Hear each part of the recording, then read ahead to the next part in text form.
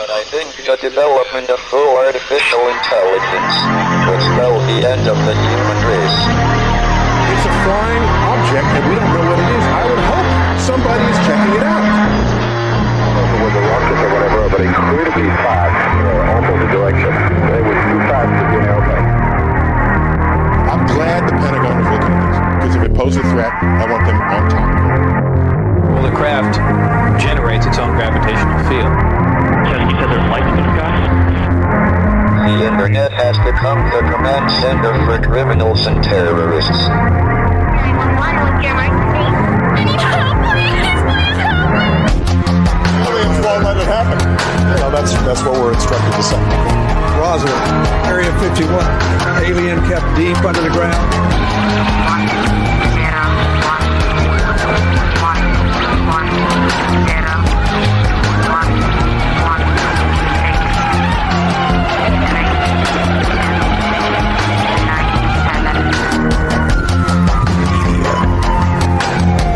doesn't have your best interest in mind. The government is self-serving. You're here for a reason. You're listening to Troubled Minds Radio.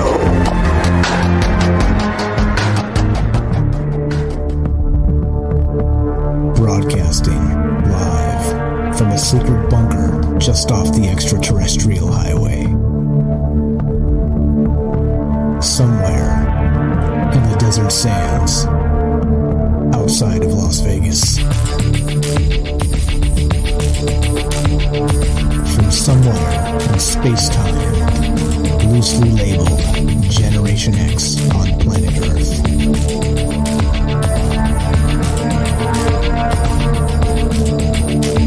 And asking questions of you in earnest into the digital darkness. Good evening and welcome to Troubled Minds Radio. I'm your host, Michael Strange, and tonight we have a special guest host, James Salsido of Salsido Paranormal. Welcome to the show, my friend. And we'd like to say hello to all of you who may also have troubled minds. This show is live. We do it Monday, Tuesday, Wednesday, Thursday at 7 p.m. Pacific, and we talk about all the things we're not allowed to talk about. You know what those things are? Aliens, conspiracy, the paranormal, the government, academia, the 24-hour news cycle, propaganda, and the general feeling that we live in the upside down. As you know, we are streaming on many platforms: Facebook, DLive, YouTube, and Periscope. And of course, we're broadcasting live on the Fringe FM. Thank you to Joe Root, Brian Gable, and company for allowing us this platform to get the word out. If you want to help the network, download the Fringe app, available in the App Store, and all of that good stuff. Also join the Discord, fringe.fm/chat. That will give you a direct invite to the Fringe chat room, which we're watching. We're watching all the chat and all the places, so we're reading your chat and putting it up and doing all this and put your chat on the stream itself. And yeah, and by the way, since it's live, the chat is one thing, but we're also taking your phone calls. Because, well, this is a two-way conversation. This is one of those shows, like I said, it's less a show and more of a conversation between myself, James here tonight, and the rest of you folks. So if you want to be part of the show, 702-957-1037. You could also join the Discord at troubledminds.org. That's the official website. But let's stop blathering like a sheep. Let's talk to James. What's up, James? Are you there? Testing 1, 2. I'm here. Welcome to the show. This is James Salsido of Salsido Paranormal. You want to tell, he's got a podcast, and it's pretty good stuff. I've been listening to it, and it actually inspired this particular show. So we're going to talk about some strange things tonight, like spiritual portals, mirrors, things like this, maybe closets, doorways, windows. And if you think there's any maybe basis to this, that's the question tonight, if you guys are into that. But you want to tell everybody a little bit about your podcast, James, before we get going? Yeah, well, it all started because of my own experiences, and learning about other people's experiences, and I've noticed, and I'm sure everyone has noticed, a lot of stigma and ridicule of all of these kind of paranormal, supernatural topics, and so people don't always want to share their stories. So, but I love sharing them because I think it's important. I think the more we share, the closer we get to maybe figuring things out someday.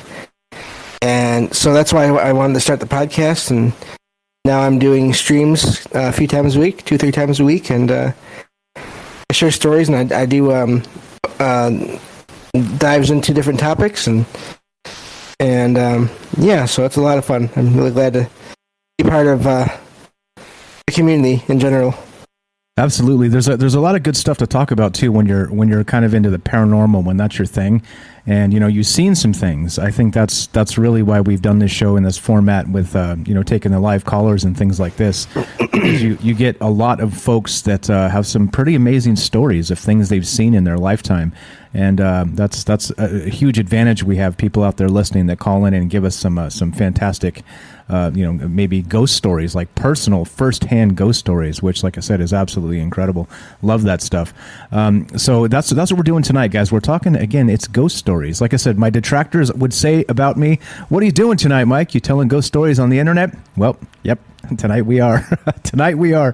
And so it's okay. It's funny. And I only say that because somebody said that directly to me. And I think it's hilarious.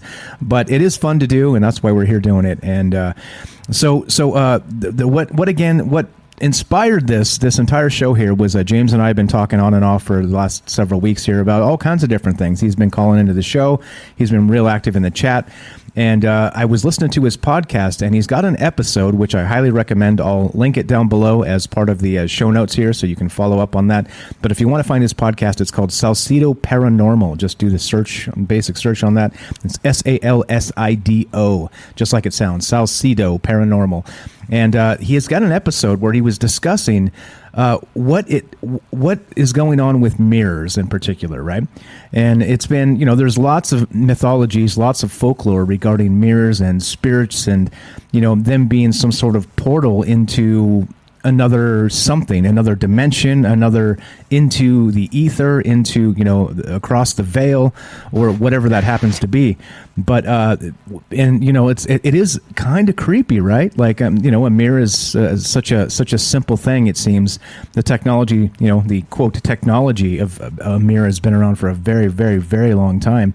And I think that's part of what lends to some of these stories. It's got like a really, really rich, deep background of some of these things that have happened. Meaning, what's some of the most basic ghost stories we know regarding a mirror in particular, right? That would be the Bloody Mary, right? I'm sure you've heard of that, right, James? Yeah, I've heard of variations of that over the years. I was seeing figures in general, but that seems to be the one that a lot of people focus on. And it seems to have started, at least as far as popular culture goes, like in the 70s. I believe one of the articles we looked into to prepare for this episode mentioned the 70s. And, of course, popular television and movies have had their own effect on the topic. But even just going back to what you said about there being stories of mirrors from way back when, those I think are almost a little more credible in a way, because they're not people like on the internet today trying to get clicks or get well known. They're stories from people that had experiences, or at least thought they did, way back when. So yeah, it's interesting. Exactly. Yeah, and it's funny that you say that the internet age seems to warp things sometimes with the mass media and all the things people say. People making up stories just for attention and all the rest of this. It doesn't seem like that's the case when you go back like 1,000 years, right? And they're telling stories about ghosts possibly coming through a mirror, for example. We got some great chat here. Adonna in the chat on Facebook says, "I always turn my mirrors around or cover when not using, because anything can come through." And there you go. If that doesn't give you a chill up your spine, I'm not sure what does. And so So, the Bloody Mary thing, like I said, it's probably the most, like you said, the most well-known, common, right? You go into a dark place with a mirror, you light a candle, and you say Bloody Mary, 3 times, right? And then you spin in circles, and then you're supposed to look into the mirror. Something like this, right? Is it? Am I correct there? How that's supposed to work? I think so. Yeah, there's always variations, but I've heard either 3 or 13 times.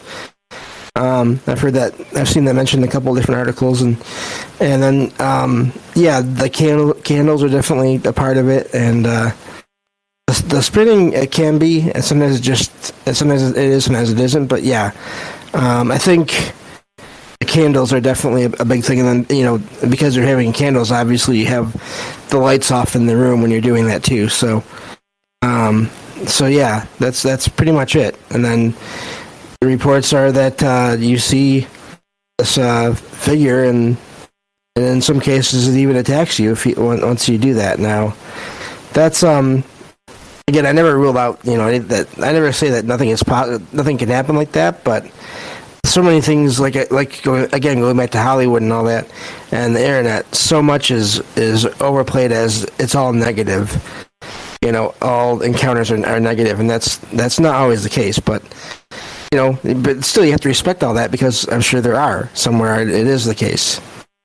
Yeah, exactly. Speaking of being the case, so it didn't take me long, since we were talking about mirrors tonight, I did a quick search and I found this. This is literally from August 12th. This is just what, today? Is today the 12th? Yeah, this is from today. Something like this in the chat. Yeah, I was a little surprised. I was like, okay, let's see if there's any spirit and mirror stories recently. And so I look, and sure as hell, here we go. Check this out. So this is from a website called ladbible.com, Lad Bible, or I don't know exactly, ladbible.com. And so the headline is this. I'm going to put it up on the screen. The links are out. I'm going to share the links. As always, you guys know me. I like to share my sources so you know where this stuff comes from. I'm not making it up. The headline here is, Man runs out of gym in fear after ghost drags him across floor. All right, and I was like, okay, all right. Well, there's a video here which we're not going to play because it's TikTok for one, and lol, TikTok. But it's probably got like copyrights on it, so I don't want to do that and get taken down. So, but they do have still images here, and here we go. Let me read just a little bit of this, and you'll see where this is headed tonight. So the guy in the video apparently starts to notice objects in the gym moving by themselves as he is suddenly attacked. He was seen being dragged across the gym in Colombia, and the clip was shared on TikTok, racking up over 10.8 million views. In the CCTV footage, the unnamed man is seen warming up in the gym alone in the middle of the day. Here it is. While looking in the mirror, the equipment appears to start moving. A medicine ball rolls around towards him all by itself, and shortly after, he falls to the ground. It seems like his right leg is lifted high into the air and he's dragged along the floor via an invisible force that some may consider to be his left leg. With an immense look of shock on his face, he immediately stands up and scrambles away while leaving his belongings there. In the next scene, the man is seen running downstairs and talking to a member of staff on the front desk, apparently, to explain he was just attacked by a ghost. Before the clip ends, the two men apparently look at a CCTV screen with the gym goer pointing to something on the monitor. And so there you go. This individual by himself in this gym, he's looking in the mirror, and he notices in the mirror things start moving around the gym by themselves. And shortly thereafter, he's attacked. Now, what's going on here, James? What in the world is this? Is it possible that he somehow inadvertently invited something through, and it came through that giant mirror in the gym as he was looking into this thing? What do you think about that? Mirrors can... I think they may even be more creepy in a way when you're alone and you're by one, especially if it's a bigger one like that. And I mean, objects moving is not uncommon in cases. That's the first time I've heard of that happening directly as someone was looking into the mirror. But that's interesting that they mentioned that. So. Yeah, I definitely think so. I mean, there are times when I'm in my apartment and I go to use the bathroom, and I don't even like looking in my mirror in the bathroom, and I don't know why. I feel like there's something there, and I don't know what. I don't really want to see it, and I just go do what I have to do, and then leave. But then the rest of the day, it's fine. So who knows? You know. Yeah, is there possible? Is there something inside the mirror looking back at you? I think that's the weird part, right? So you look into it, you see the reflection of yourself. However, is that just simply a reflection, or is it, as some have surmised in the past, a gateway of sorts to not just like a paranormal gateway, but possibly a gateway not just for like a spiritual type of entry and exit, sort of a portal point like that, but instead an actual portal into like a different dimension. And so, you know, who is really staring back at you? Is it just simply that reflection of yourself, or is it a doppelganger of sorts? I think that's always fascinating, right? Like they say that if you stare into the abyss stares back. Well, for sure, if you stare into a mirror, well, you stare back, don't you? And whatever that means, I don't know. So we got some great articles we're going to go into, but any theories on this, on why mirrors in particular seem to be maybe gateways or portals, or anything that you've kind of come up with in your research and reading some of the stories that you've done on your show? Well, I think it all comes down to energy and light and how it reflects off of a mirror. I mean, the way, I'm sure there's more scientific ways to put that, but I think it's all about, so much of this, I think it's about energy and how it moves through things or bounces off of things. So, and it's not always, it can be negative or positive. I know in some of those articles you shared with me earlier today, they were negative experiences, but there was a couple that were, that were not so negative. So, one was even calming to a family member in one case. So, I think it is. I think it all revolves around energy, and energy when it's coming and going, because obviously, I mean, things aren't happening around mirrors 24/7 everywhere around the world. Yeah, I don't think that's happening. Yeah, so I guess it depends on, I don't know what it depends on, to be perfectly honest, because it's just one of those strange things that, like you said, it's been discussed throughout the ages that this is some sort of portal. So I got this article by mysteriousuniverse.org written by Lee Arnold. This actually goes back to 2013, but it's still good, right? Old stuff is still good. So here we go. Now, there's a couple fantastic things here that he's talking about in this article. And right here, he says, ancient Chinese myth features a very specific view of mirrors known as the fauna of mirrors, wherein behind every mirror is an alternate universe full of creatures not of this realm.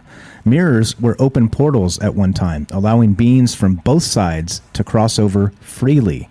But this ability was halted by a magic spell cast by Yellow Emperor Huang Di. The spell trapped the fauna on Earth and stripped them of their powers. How about that? So in this Chinese mythology, it goes back that these mirrors back in the old days, in the very, very old days, were open portals back and forth, and creatures from the other side, right?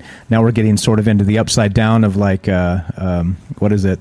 What's that show? Stranger Things. Right? Stranger Things. Yeah, exactly. Something like that. Yeah. So if you have open portals and you have who knows what's coming through, and people are actually able to pass through themselves, again, an ancient Chinese tradition that this was a thing until a spell was actually cast to trap whatever was inside the mirror. Pretty crazy stuff, huh? I hadn't heard that one until I started looking into this. Is that one new to you as well? Yeah, it is. A lot of the older stuff is newer to me.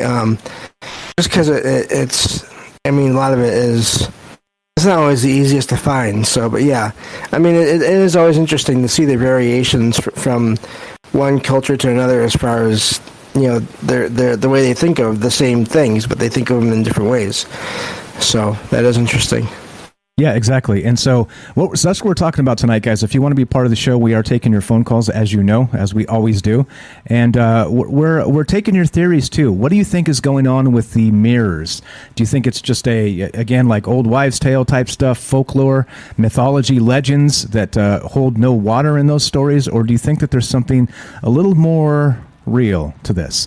And that's the question tonight. And again, Nathalie, I believe, or no, who was it? Somebody on Facebook, there was Adonna on Facebook said, I always turn my mirrors around or cover them when not using because anything could come through. And that's part of this, is that if... so basically it would be sort of like a simple warding spell, right? Covering the mirror.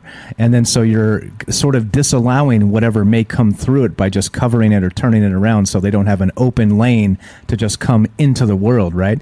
I mean, I don't know about spells and witchcraft and all the rest of that, but that certainly seems basic to me, that if you cover it itself, then it's kind of like closing a doorway, right? Have you ever heard that one, James? Yeah, I've heard that, and I've also heard that you don't really want to have like two mirrors facing each other either, because that can just amplify everything. Because you have basically energy just bouncing back and forth and light, between the two mirrors, and who knows, what that can do or how that can enhance the portals that they are there. Yeah, right, exactly. So two mirrors facing each other is the big no-no, because you're maybe inviting more things. I feel like it can be, yeah. Yeah, as it were. So yeah, again, I don't know this. Like I said, as you guys know, I'm not the answers guy. I'm more like the questions guy. This is not my expertise, but we're looking to hear from you. Has anybody out there ever had an experience, like a strange experience with a mirror that you can't really explain, where maybe you saw something in the mirror behind you, right? Sort of that great horror movie trope, or something to that effect. Has anybody actually ever tried that Bloody Mary, spin around and light the candle and say it 3 times or 13 times or whatever it is? Has anybody actually ever done that and seen something in the mirror? Because what's supposed to happen with that, as the story goes, is that you would actually see a spirit of this young lady named Bloody Mary in the mirror, and in some cases it's said that she would actually even attack you. So if anybody out there has experience with any of this stuff and can tell us what in the world is going on with the portals, the mirrors, spirits, and the rest of this stuff, we'll get to some more stories. We got lots of articles to go through and talk about some specifics here. But again, like I said, it pales in comparison to your expertise. If you guys know a little bit or a lot about this, you're in the right place, because that's what we're talking about tonight. Mirrors, portals, and of course, spirits able to come back and forth through the mirror as a gateway, as it were. Crazy stuff here. So we got maybe a minute left or so before we got to go to the break here. Anything you want to add to the intro here in the first segment there, James? Well, I'd just like to say that I'm always looking for stories to read on my streams, podcast episodes. So if you ever want to send any to me, you can find me on Discord as Salsido Media, or you can email them to me at salsidoparanormal@gmail.com. So it's basically the name of the show, SALSIDO paranormal @gmail.com. And I will read them on a future episode of the show. There you go. Perfect. So that's what we're doing tonight. And like I said, we'll go through some of these legends, like that fantastic old one from China there about in the old days, mirrors were portals, two-way portals that humans could go into another world, and fauna, as they use, right? I'm going to say critters or monsters or who knows, whatever else would be able to come through from that other world onto Earth into this world. And so, yeah, right? Pretty creepy stuff, until a spell was cast by a Chinese emperor that locked it down and stripped people of the ability to cross over into that realm. So good stuff as we begin this. And as always, you guys know the drill. We are taking your phone calls and talking about, yep, you got it, ghost stories on the internet. If you want to be part of the show tonight, the number to call is 702-957-1037. That's 702-957-1037. I'm Michael Strange. I'm here with James Salsido of Salsido Paranormal, and this is Troubled Minds. Don't go anywhere. More ghost stories, mirrors, portals, and you after the break. We'll be right back.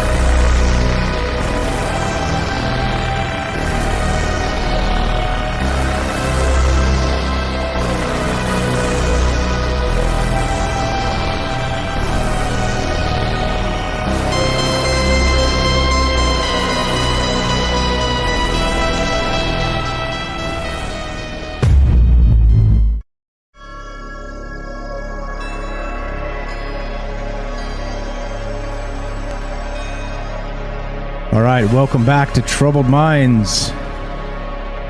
I'm your host, Michael Strange, and we're here tonight with your co-host for the evening, James Salsido of Salsido Paranormal. What's up, James? Hello. Thank you for having me. Pleasure's ours. We are streaming on Facebook, DLive, YouTube, and Periscope, and we're broadcasting live on the French FM. And tonight, we're talking about mirrors as portals to another dimension, portals to another world, spirits, doorways, and what is going on with this? Is there any truth to that old Bloody Mary mythology? Or do you think it's scary stories to frighten children? That's what's on deck tonight. And as always, we're taking your phone calls if you want to be part of the show. 702-957-1037. That's 702-957-1037. Let's hear what you guys have to say about this. Do you believe that this the mirror itself could be some sort of portal that will allow spirits to move back and forth between actual their realm and our realm? And as we began there, we had a fantastic story from the old days of China, where they believed in the very, very old days before a magic spell was cast to stop this activity, that all mirrors were an open portal back and forth from our world to another world. And not just human beings were allowed to cross easily, but critters or spirits or whatever you want to call them, things were coming through from the other side as well to maybe be part of the whatever's going on Earth. And I think, oddly enough, right, if you think about that story in particular, if there's any truth to that, right, and of course, right, we're speculating here, making a pretty wide stretch, talking about an ancient story being real. But back in the old days, there's tales of giants and all kinds of crazy stuff on Earth, right? And so if that was possibly the case before there was a spell cast that kind of sealed off the entrance and the exit of that other world, maybe that explains some of the weirdness of maybe the ancient Egyptians and right, some of that type of stuff where you get these dog-headed gods like Set and things like this, right? And it's the Cyclops, and there's all kinds of old tales that maybe, right, maybe, wink wink, who knows, maybe that was the portal of how those things actually came into our Earth, and the reason we don't see them anymore would be, of course, because the spell was cast to kind of seal them off. What do you think about that, James? Huh? That's a great story. It is, and I mean, it's. I do believe in sounds like the song, but I do believe that magic is possible and does happen. And who's to say that that spell wasn't passed down and people have used it over time in ceremonies or whatever, maybe knowing or not knowing what it's for. And so maybe that's why there's not as many of these stories all the time. Again, it gets back to what I said, not every mirror is a portal all the time, I don't think. Yeah, so that is interesting. Yeah, so Rivers actually here says in the chat that mirror is not the issue, is where you place it, and very basic and important in feng shui and Taoism to repel and attract. And so there you go. We've talked about portals being in particular places before and things like that. So maybe that's it. Maybe it's not just the actual mirror itself. It's the placement. It's the energy. It's the whatever's happening around it that maybe allows it to become a portal or not. It kind of makes sense, huh? Yeah, because energy does move through objects anyway. It goes through walls and other objects, and so. I think mirrors are more. I don't know if they're just focus points or focal points for this stuff. Even though there's always energy all around us, and maybe some are better at that than others, and maybe that's why some are. So there's some activity around some, but then not others. Yeah, that makes sense. Sherry on Facebook says, my opinion is spirits come and go as they please. The mirror itself is irrelevant. And I can believe that too. What's up, MJ? I see you, MJ, in the chat. Oh, geez, you guys, what's going on with this? All right. So let's get back to some of these stories. Is there anything from these articles that you want to kind of point out? There's a lot here. I can go a little bit more into this Mysterious Universe article, which is fantastic. And there we go. The phone line just died. So if you want to be part of the show, yeah, well, I got it. Not my first rodeo. We're going to fix this. If you guys want to be part of the show, the phone line is coming back up, 702-957-1037. That's 702-957-1037. You can join the Discord at troubledminds.org and come share your stories. What do you think about the mirrors and things? Like Sherry says, is it not necessarily relevant to spirits crossing over? Or like Rivers suggests, is it maybe not about the mirror itself, but the placement of the mirror? And we talked about a little bit about that in the first segment there with James describing you probably shouldn't put two mirrors facing each other for maybe amplifying energies, or I'm not sure exactly how that works because, well, I'm not a wizard. I'll just put it like that. But I don't know how this stuff actually works. But okay, so in here's another one from this Mysterious Universe article, which is fantastic, by the way.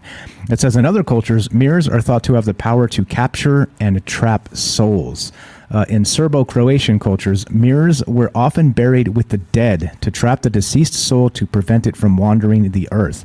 Similar customs were also practiced in Bulgaria, and some cultures reportedly even cover mirrors during sleep or illness to prevent souls from becoming trapped in them if it would leave the body and roam. Yeah, interesting. So if you heard of that, actually, mirrors being used as a sort of a spirit trap that you could maybe bury with things like that, or bury with the deceased to keep their spirit from roaming. How do you feel about that one, James? I think it's definitely possible. I mean, it's interesting to hear the different ways cultures use them. I would wonder though how exactly the mirrors would be kept from breaking. I mean, I wonder how exactly they're buried to where they don't, like, I don't know. I would think that like over time all the earth and stuff would possibly break it, but maybe not. But that's probably not even a really important detail. I don't know, but yeah, I mean, I think again, if you look at it at your reflection in the mirror, I mean, every time you look at it, if you're in that same position, it's always there when you look at it. So I don't know. That's interesting. Yeah, good stuff. So how about we'll break off from that just a sec here, but what about mirrors as sort of maybe scrying or seeing the future or looking into the past? Have you ever heard of that as sort of a ritual device? Do you have any expertise in that, James? Oh, I don't have any expertise in anything, but I have heard of that. Yeah, and I have done a little bit of work with probably something that we could look into another time, maybe. The case of like black mirrors, like mirrors that are made out of different substances, so they're dark instead of just regular. I've had some experience with that, and I didn't see anything like physically on the mirror, but I did see almost like an overlay of like images in my mind in the mirror, like where the mirror was at. Nothing like about the past or the future for sure. Just it was like I was using it for meditation, and it really helped when I did that. And it was very interesting. I need to get back into that actually. Yeah, so it is as a tool for meditation, but not necessarily like a tool for maybe looking into the past or things like this. You never tried like actual spell casting or things like that? No, I'm kind of meditation is kind of as far as I want to really go with any of that. But I don't doubt that some people are able to do it if they already have, let's say, if they're already psychic in a way, or they're really sensitive to spirits. I mean, they may be able to, I don't know, because spirits are energy, which means they're not necessarily bound by all the same rules of time that we are. So, I think anything is possible again. So, yeah. Yeah, good stuff. So actually, Robert shared this article. I'm going to pull this up and we can take a look at this real quick. I wasn't aware of this. This is pretty interesting. So just on that topic, while we're here, we have this from the History Channel, and I'll link it for everybody else as well, so you can see what we're talking about here. But this is curious that They say that from this History Channel article, it says that the lingering legend of Abraham Lincoln's ghost. Stories of a ghostly President Lincoln wandering the corridors and rooms of the White House have persisted for more than a century. And of course, wouldn't you know it, it has to do with mirrors. So here we go. By the time of his 1864 re-election, deep lines etched Lincoln's face and heavy black circles underlined his eyes. During his 5 years as commander-in-chief, he had slept little and taken no vacations, clearly, because that was the time of the Civil War. And so there may have been more to his sadness than even he would admit. Lincoln dreamed of his own death. Ward Hill Lamone, a close friend of the president's, wrote down what Lincoln told him on an evening in early 1865. Quote, "About 10 days ago, I retired very late," the president told Lamon, Lamon. "I soon began to dream. There seemed to be a death-like stillness about me. Then I heard subdued sobs as if a number of people were weeping. I thought I left my bed and wandered downstairs. I arrived at the east room. Before me was a catafalque, I don't know what that word is, on which rested a corpse wrapped in funeral vestments. Around it were stationed soldiers who were acting as guards, and there was a throng of people, some gazing mournfully upon the corpse, whose face covered others, weeping pitifully. 'Who is dead in the White House?' I demanded of one of the soldiers. 'The president,' was his answer. 'He was killed by an assassin.'" So it was not the first time Lincoln saw his own death. Soon after his election in 1860, he'd seen a double image of his face reflected in a mirror in his Springfield, Illinois home. One was his real face, the other a pale imitation. Lincoln's superstitious wife, Mary Todd Lincoln, did not see the mirror images, but was deeply troubled by her husband's account of the incident. She prophesied that the sharper image indicated that he would serve out his first term. The faint ghost-like image was a sign, she said, that he would be renominated for a second term, but would not live to complete it. There you go. Actually seeing himself in sort of a double mirror situation where it was a harbinger of things to come. Interesting, huh? Kind of telling the future through the mirror. I've never heard that story. That's amazing. Thanks for sharing that article, Robert. Good stuff. But so again, back to that a little bit. So not just mirrors as portals for spirits, but mirrors as sort of being able to see the past or the future. Interesting stuff there, huh? I hadn't heard that Abraham Lincoln story. How about you, James? What do you think? I hadn't heard the part about the mirror. I heard the part about a dream, and that one I heard that how would that go? It was he was in a dream, and he was in the White House, and he was in a room, and there was a coffin, and there was someone in it. And I've heard two versions of that from there. I've heard that it was him, his own self. But I've also heard that the person that was in that coffin was JFK, and he was actually seeing JFK after he had passed in this coffin. Which, of course, both were assassinated, and I have to dig it up one time. I think I've seen an article or two about that online, and I have no idea how much of that is true, but just and then of course, Lincoln has been seen in the White House by Winston Churchill, I believe, saw him once while he was visiting. So, yeah, that's very interesting, though, the part about the mirror. I'll look into that more, too. Yeah, pretty good stuff. And so oddly enough, like people are saying in the chat too that there's something to do with obsidian black mirrors. What's up, Scully? I see you there. And maybe that, right? Kind of like you said, as a black mirror, as a meditation aid, but not necessarily. Like I said, I guess you could go deeper into the arts, as it were, and maybe try to see the future or see into the past with these mirrors, or maybe even into another world there. So I don't know. Like I said, this stuff is we got lots of stuff to go through here tonight, which we're just taking our time because we want to include you. As always, you know the drill. If you have stories about actual mirrors and what you think they are, portals or the rest of this, or again, even if you think it's just a bunch of hogwash, that's okay. Like we're always considering all the possibilities here. So What do you think about this? The whole Bloody Mary thing. You spin around 3 times or 13 times, and with the candle, and look in the mirror, and all this stuff. Or do you think there's something to that? Or what, again, scrying, using these things as a sort of fortune-telling devices, or things like that? Or again, as Abraham Lincoln saw, maybe he saw a harbinger of the future of his presidency, and maybe his coming death actually in the mirror as a duplicate of himself, sort of a pale shade of himself in duplicate in the mirror there. So what do you guys think about all that, and what does it mean? I think that's the weirdness here.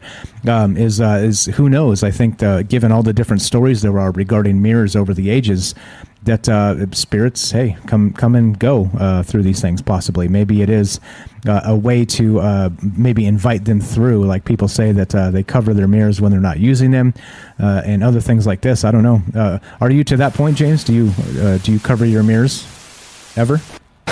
No. I only really have one, and the most I ever do is, like I said, if I happen to go towards the bathroom and I get a weird feeling from that corner where the mirror is at, I don't look in that direction. I think it's a little bit easier for me to do that, partly because I'm legally blind, so like I know my place in the dark pretty well, because the dark is easier in my eyes.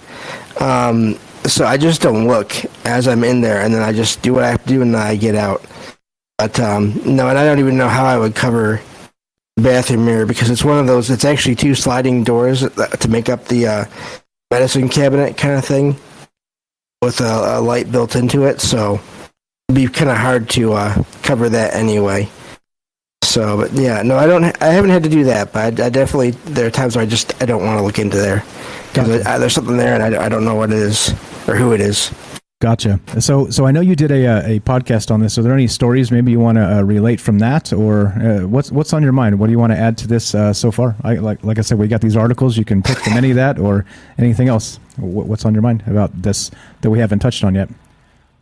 Not so much from the articles. I kind of like to speak more from just experience with things. When I mentioned earlier about 2 mirrors in front of each other like that, I say that because when I was a kid, my parents divorced when I was really little, and then they both got remarried again. And when I used to go visit my dad, and she was my stepmom at the time, in their house, the guest room was also kind of used for storage, and there were these 2 mirrors that were on opposite walls of this narrow room. And this was before I was looking into any of this stuff. This was like when I was maybe a teenager. And I always got a weird feeling from those 2 mirrors going past them to get to the bed and everything. Like I didn't like the way the space in between them felt. I don't know if it was just a visual thing of seeing basically the mirrors, because they were really close. Seeing myself in the mirrors both times, or I don't know, but I feel like now it was probably more than that, because I mean mirrors don't do that in general, you know. But so yeah, that's why I say that. I feel like, and I think it also matters in a lot of cases if it's an older mirror or not. I think you know, again, like I said, not all mirrors are haunted all the time. But I think the older ones can be maybe a little more. Seems like anyway. You hear a lot of stories about when you do hear about stories of mirrors being haunted. A lot of times it's older ones. Yeah, so maybe sort of in the vein of like the haunted doll or like a haunted piece of furniture type of thing. Like there's some sort of spiritual energy embedded in the mirror itself. And people said here in the chat that in the old days they covered the back of mirrors with silver, which is interesting, which we were talking about the other night, and how silver may be some sort of maybe amplifier or some sort of dampener. I'm not sure. I guess it depends on who you ask for like the spiritual portal sort of thing. And like I was describing to you, James, last night or the night before, I can't remember. There's a story that comes to mind. I tried to find it, but there was something. I think it was a Philip K. Dick story, and they were talking about mirrors. as a portal, like a ritual portal, but it was lined with silver, if I recall. And again, I tried to find this story. It's from an old Philip K. Dick book that I read that was just a compilation of his short stories. Amazing stuff. That guy was what a writer he was. Holy smokes! And so there was something to do with the actual mirror itself, and then a silver frame, and then they would put human blood as a ritual sort of situation. Of course, this has got to be dark magic, right? Human blood. But as a way to open portals specifically at any time, right?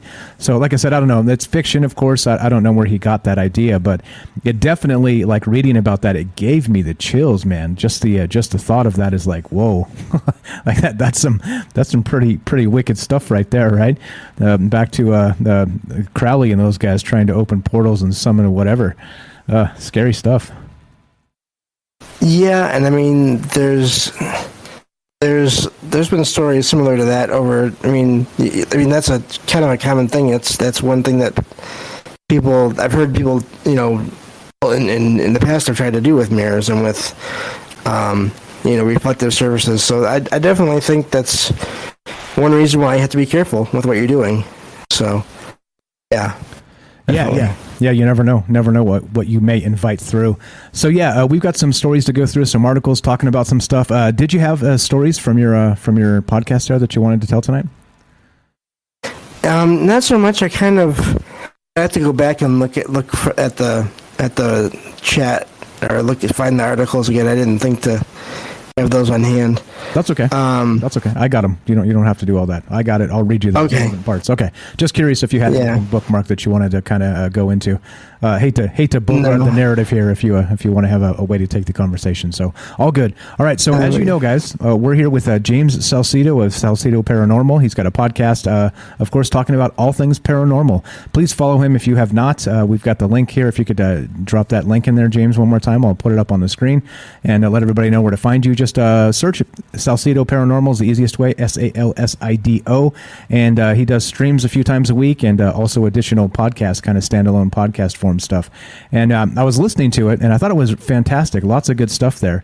And the one that particularly inspired me was this, the mirrors as a portal, as a ritual, as a way to maybe tell the future or look into the past and things like this. As we saw Abraham Lincoln here was able to look in and see his possible death with a shade of himself as a maybe a ghoul or something, kind of a harbinger of things to come in his future with the assassination. So interesting stuff to me. Like I said, I don't know. I'm no expert in this, but the rest of these things are really up to you. You guys tell me. Thanks for the link there, James. Going to put that up.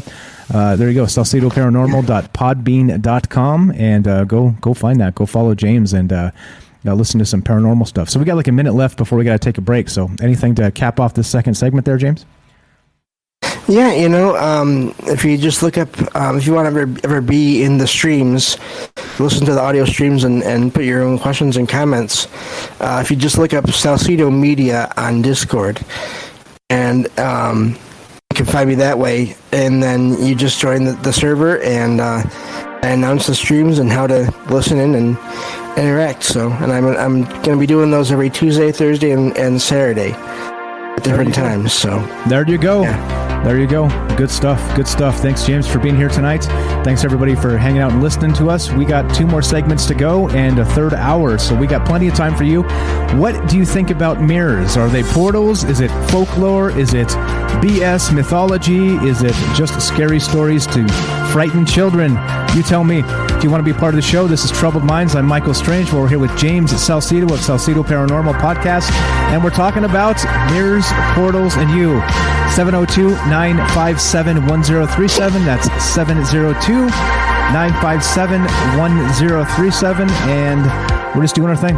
Looking to hear from you guys tonight, and we're going to take a quick break, and we'll be right back. Don't go anywhere. More Troubled Minds after the break. Be right back.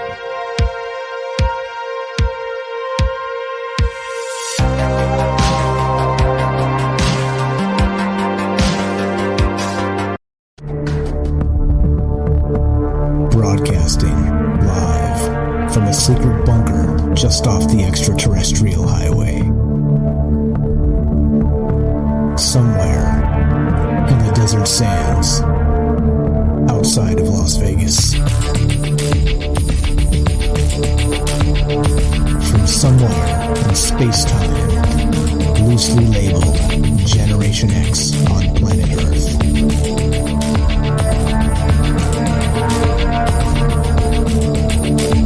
And asking questions of you in earnest into the digital darkness. Good evening and welcome back to Troubled Minds Radio. I'm your host, Michael Strange, and we're here tonight with James Salsido of the Salsido Paranormal Podcast, and we'd like to say hello to all of you who may also have troubled minds. This show is live. We do it Monday, Tuesday, Wednesday, Thursday at 7 p.m. Pacific, and we talk about all the things you're not allowed to talk about. You know what those are. Aliens, conspiracy, the paranormal, the government, academia, the 24-hour news cycle, propaganda, and the general feeling that we live in the upside down. We are streaming live on Facebook, DLive, YouTube, and Periscope. We are broadcasting live on the Fringe FM. If you want to be part of the show at any point tonight, we've got an open phone line. We've got several open phone lines, and you can reach us at 702-957-1037. That's 702-957-1037. Join the Discord at troubledminds.org. Click the Discord link right on top of the site. You can't miss it. And it's a chat client, a voice client. Discord is. It's free. Did I mention it's totally free? It's totally awesome if you don't know. And you could use it for phone calls or for sharing video or sharing your screens or just a regular old school chat room. It's an amazing program. Like I said, we're not sponsored by Discord, but we talk about them a lot on this show because they're amazing. It's a great, great program. And also, by the way, speaking of Discord, so not just a Troubled Minds Discord chat room, there's also a Fringe chat room. Fringe.fm/chat. Give you a direct invite straight to the Discord and come say hi. Lots of smart people in there. Let's get James. Let's say hi to James from Salsido Paranormal. What's up, my friend? Welcome back. Thank you for having me. Hey, pleasure's ours. Talking about weirdness and scariness and paranormal, and that's what you do. That's what we're doing tonight as well. So let's do this.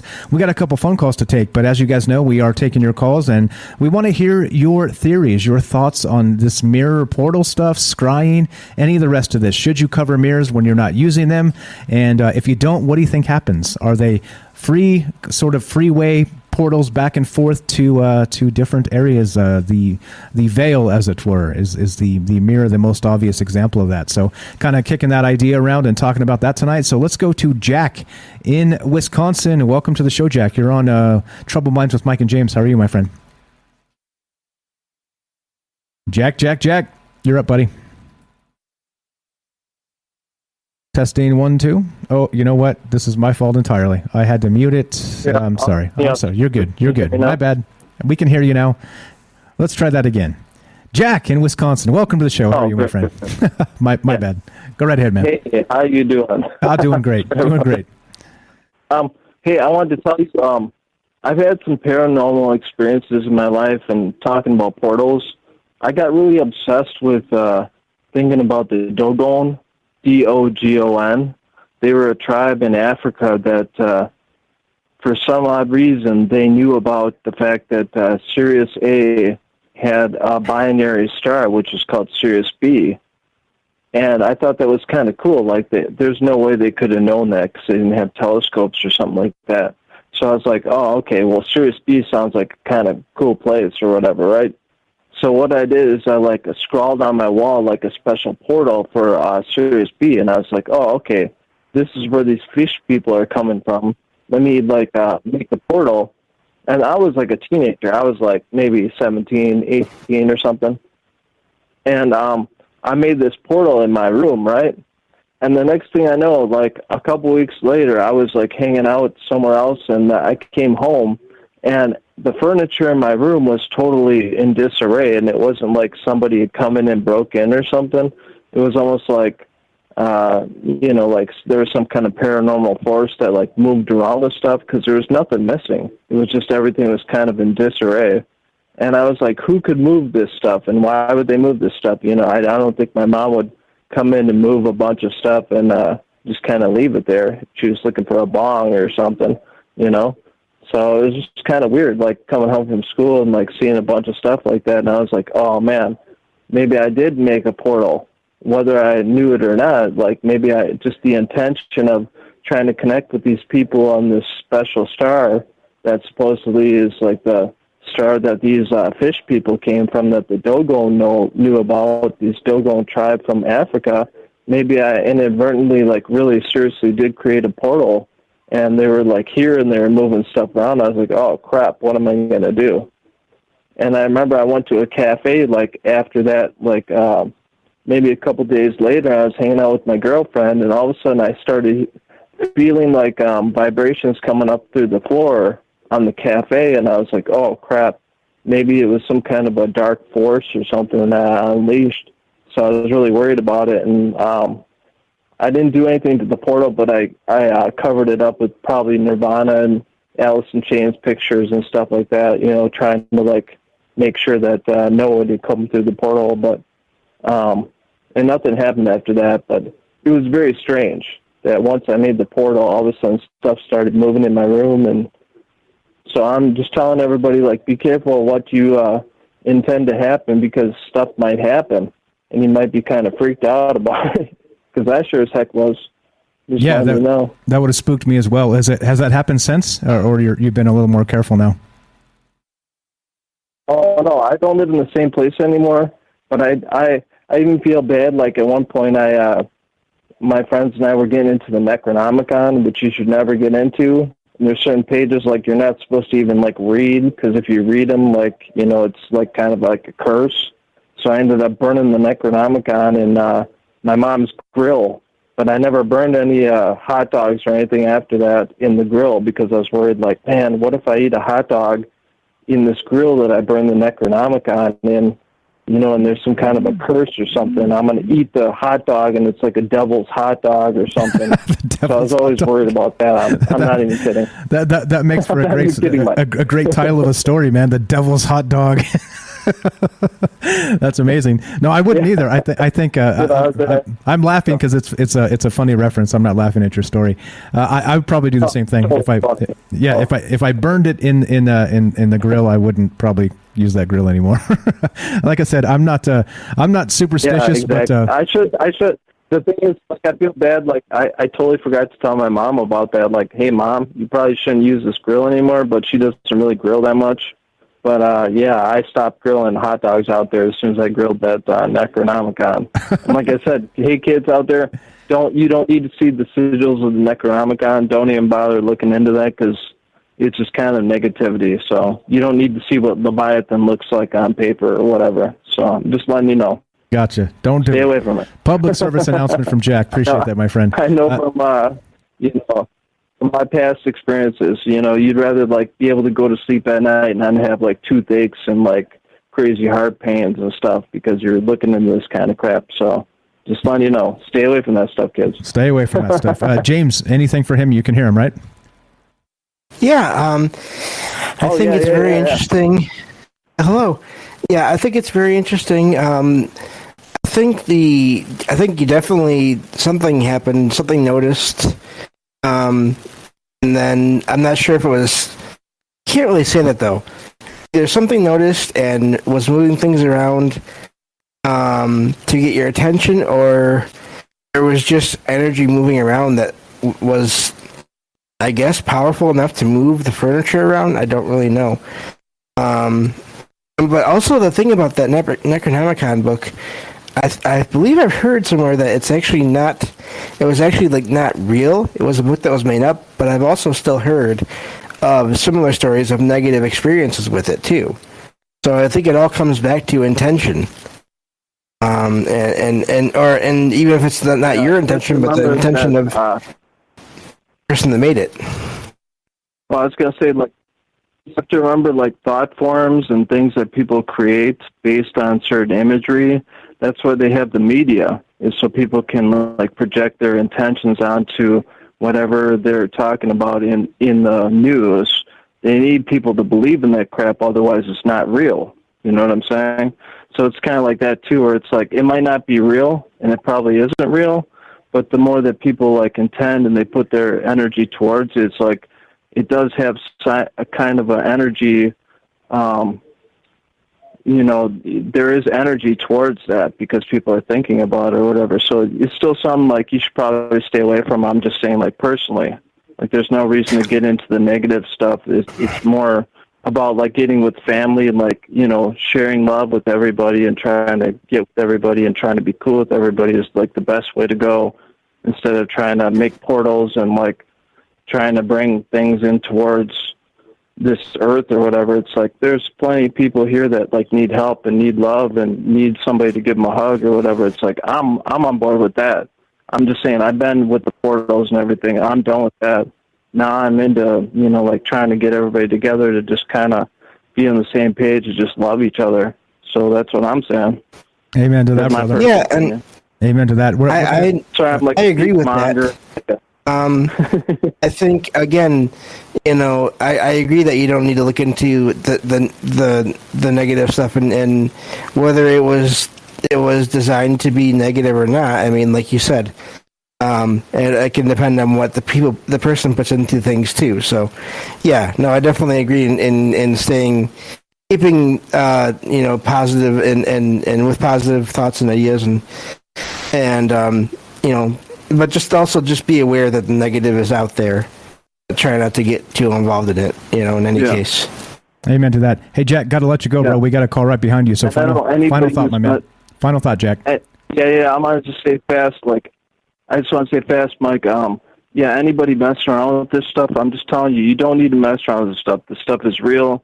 And the thing is, do you want to come home and have a bunch of your furniture moved and you're like, where the heck did this happen? How did this happen? It's not going to create anything positive where you're going to be like, oh, this is cool. Now I believe in the afterlife. I believe in poltergeists. It's like, no, it's going to freak you the heck out. Trust me, I've been there. So you don't need to mess around with this stuff. Just try to, like I said, stay grounded and, like, stay in reality and make sure stay objective when you're watching TV and being around people, because it's like, you need to be here right now instead of being, like, out in outer space or whatever.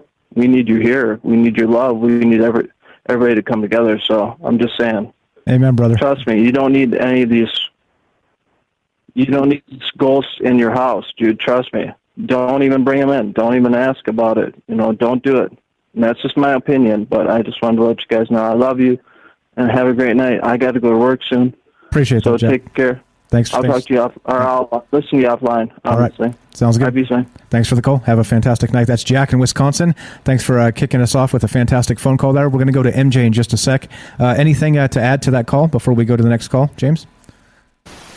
Just that I definitely agree, about staying positive and not messing with things if you don't have to. I'm the same way. Things do happen from time to time, but I don't go looking for them, especially in my own home. So, yeah, I agree with that. Okay, fantastic. Good stuff. Thank you, Jack. Was that Jack? Yeah, Jack in Wisconsin. Let's go to MJ. I think this is MJ in Virginia.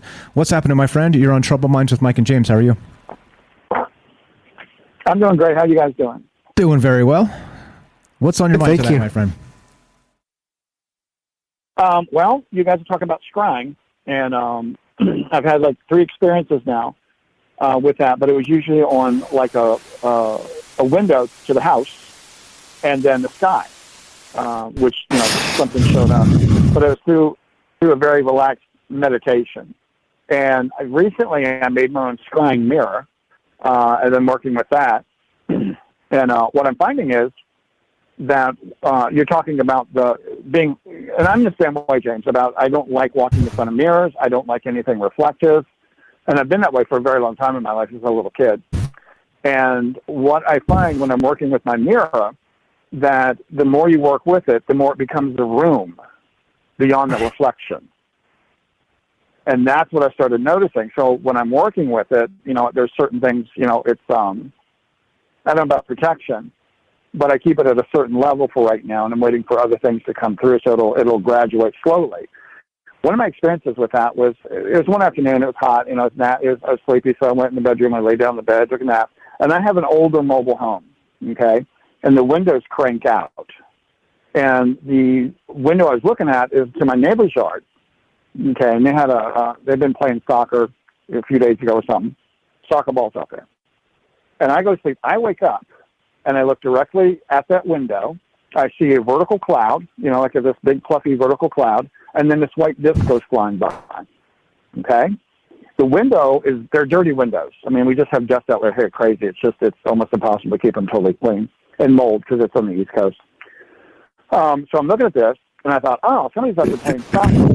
So I got up, and I went out, and I looked in the backyard. The soccer ball was sitting right where it was, and I realized that it was a disc flying by the window, but it wasn't reflected to the sky because it wasn't tilted up high enough to get that. It was just out, maybe 15 degrees or something like that, not high enough for it. So that's a form of scrying. You mentioned scrying, like looking into a reflective something, and you could see what was reflected in your mind onto the reflective surface. You have a talent for that, and it's kind of rare to be able to do that. That means you're connected within the doorway of spirit or whatever's out there. But you have to remember, when you look at a mirror, it's reflective of self. Okay? And you see yourself in the mirror, and anything that's in that mirror that you see other than you is channeled directly through you.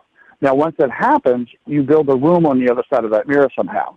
Okay? It just sort of reaches out there and creates a little something different because you actually open up a portal that way. So when people are doing this, you're basically pushing to the other side. If you're able to, let's say, talk to ghosts or paranormal or do psychic readings, and you can stand in with that doorway between the reading and the person, or this reality and that reality, you've already created that doorway for that. Mirrors can be used for anything you want, giving a reading, dimensional, seeing things as they are. To me, it's more of a creative form of remote viewing, if you want to put it that way. Looking into the past, because your body, your mind is asking to see that one thing, and then you're going to project that image out into the mirror. So, what I'd really like is your opinion on that. That's interesting, because one of the things I did see, these are all just kind of vague shapes, but one of the things I did see was a doorway. So that is interesting that you mentioned that. So yeah, I all this is fascinating. I think it's definitely, I can't discount anything that you say. I think that's very interesting. Yeah, good stuff. I hadn't heard that it's that the mirror itself could be used as like the intention device, like you're describing. So it could be, so it's not just a portal of sorts. It's it could do many things. And the reflection is from you. So go ahead. Good stuff, man. Good stuff. Right. Everything, all that works through you, because you're the conduit of all of it. And it just depends on how far you get drawn into it and how sensitive you are to what's going on. The more sensitive you are, the more it draws you in, the more you create. I wonder if that's why mirrors people don't have experiences with mirrors all the time, because of their own sensitivity at any given time. And as it relates to the mirror, that's interesting. Yeah, it good could stuff. Be. Because I don't even have pictures hanging on my wall, any glass, anything. I've been that way since I was little. I just don't like things on the wall that reflect back. So I don't know. Yeah. But you're absolutely right. It could be their sensitivity to it. Have you ever had anything like super weird happen with mirrors, MJ? You said you feel like you feel something strange when you walk by, but anything ever other than the first instance? They just give me the creeps. They just give you the creeps, yeah. They just give me the creeps. I feel you, man. I feel that. Like I was telling you, these are. Go ahead. No, I feel go right ahead. I feel you on that. Well, it's like I don't know if I told you in the show or not, but I've seen dark matter, and I was sitting on my front porch. And I was in a very relaxed mood. I mean, I haven't been that relaxed in a very long time. And just sitting there, and I'm just like, I had three hits or something to pop. I'm just like, ah. And I just happened to look over across the road. There was no road. There were no trees. One of the posts that holds up the overhang from my front porch was gone. And I just saw this dark matter, and it was in a webbing of sorts. Not like spider webbing, but sort of round, circular kind of thing. And it was very slowly moving from left to right, very slowly. And I'm just sitting there, and you're watching it, and I'm seeing this go by, and it's just moving by. And I look down, as like, you're coming out of the meditation state I was in. I look down at the porch, I look back up, all the trees and everything were back. I could hear the cows again. So I think it depends, and the sky itself is another reflective. Yeah. Wow. Yeah, that's pretty hot there. So have you actually used scrying mirrors at all ever, or are they creep you out too much where you're not bothering with it? Well, the problem being with all of this is it develops slowly. So it's hard for me to get my attention on it when the same thing happens over and over for the first 6 months. And I'm looking at it like, okay, fine. But I started understanding something, because sometimes I look at my ceiling at night, it's a white ceiling, and I'd be looking at it like there's low lighting or something. I'm just, waiting, just going to take a nap, we turn the light out, waiting to go to sleep.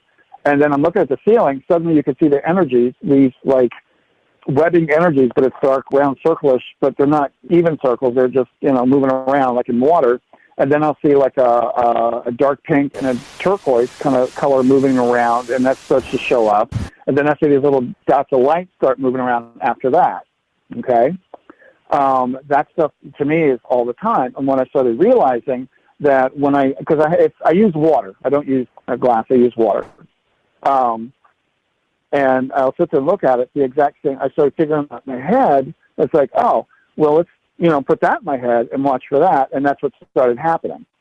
How much or how far it's going to go, I don't know. It just takes time to develop, because you have to feel the energies when you're doing it, and you have to learn your path on getting to it. And you're dealing with energies and, different things that come in, and you have to feel all that comes in. Like if something negative comes in, it's like, you don't want that. You can feel, poking at the side or something. It's like, nah, keep it here. And you have to keep clearing that out. And it's not often. I mean, and the negative and positive have to go together, because that's what creates the whole. I mean, that creates a whole being is both. So you just keep working at it, and you keep learning your path with it. Once you learn your path, the mechanics and how to get there through these energies, because it is science. And you learn your energies after that. Gotcha. Great stuff as always, MJ. As you know, we're bottom of the hour. We got to go. Fantastic call. Thank you for sharing your stories there. Always good stuff. Look forward to hearing from you soon. Have a great night. That's MJ. You can find, again, look at the quality of people you can find on the Discord, troubledminds.org. Click the Discord link, fringe.fm/chat. MJ's in there as well. Tons and tons of people with lots of great information. Come say hi.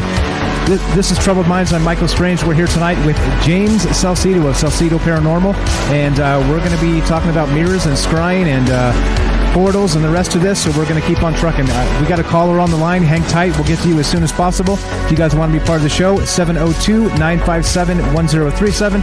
That's 702-957-1037. Give us a call. We'd love to hear your stories tonight, and we'll be right back. More Troubled Minds after the break.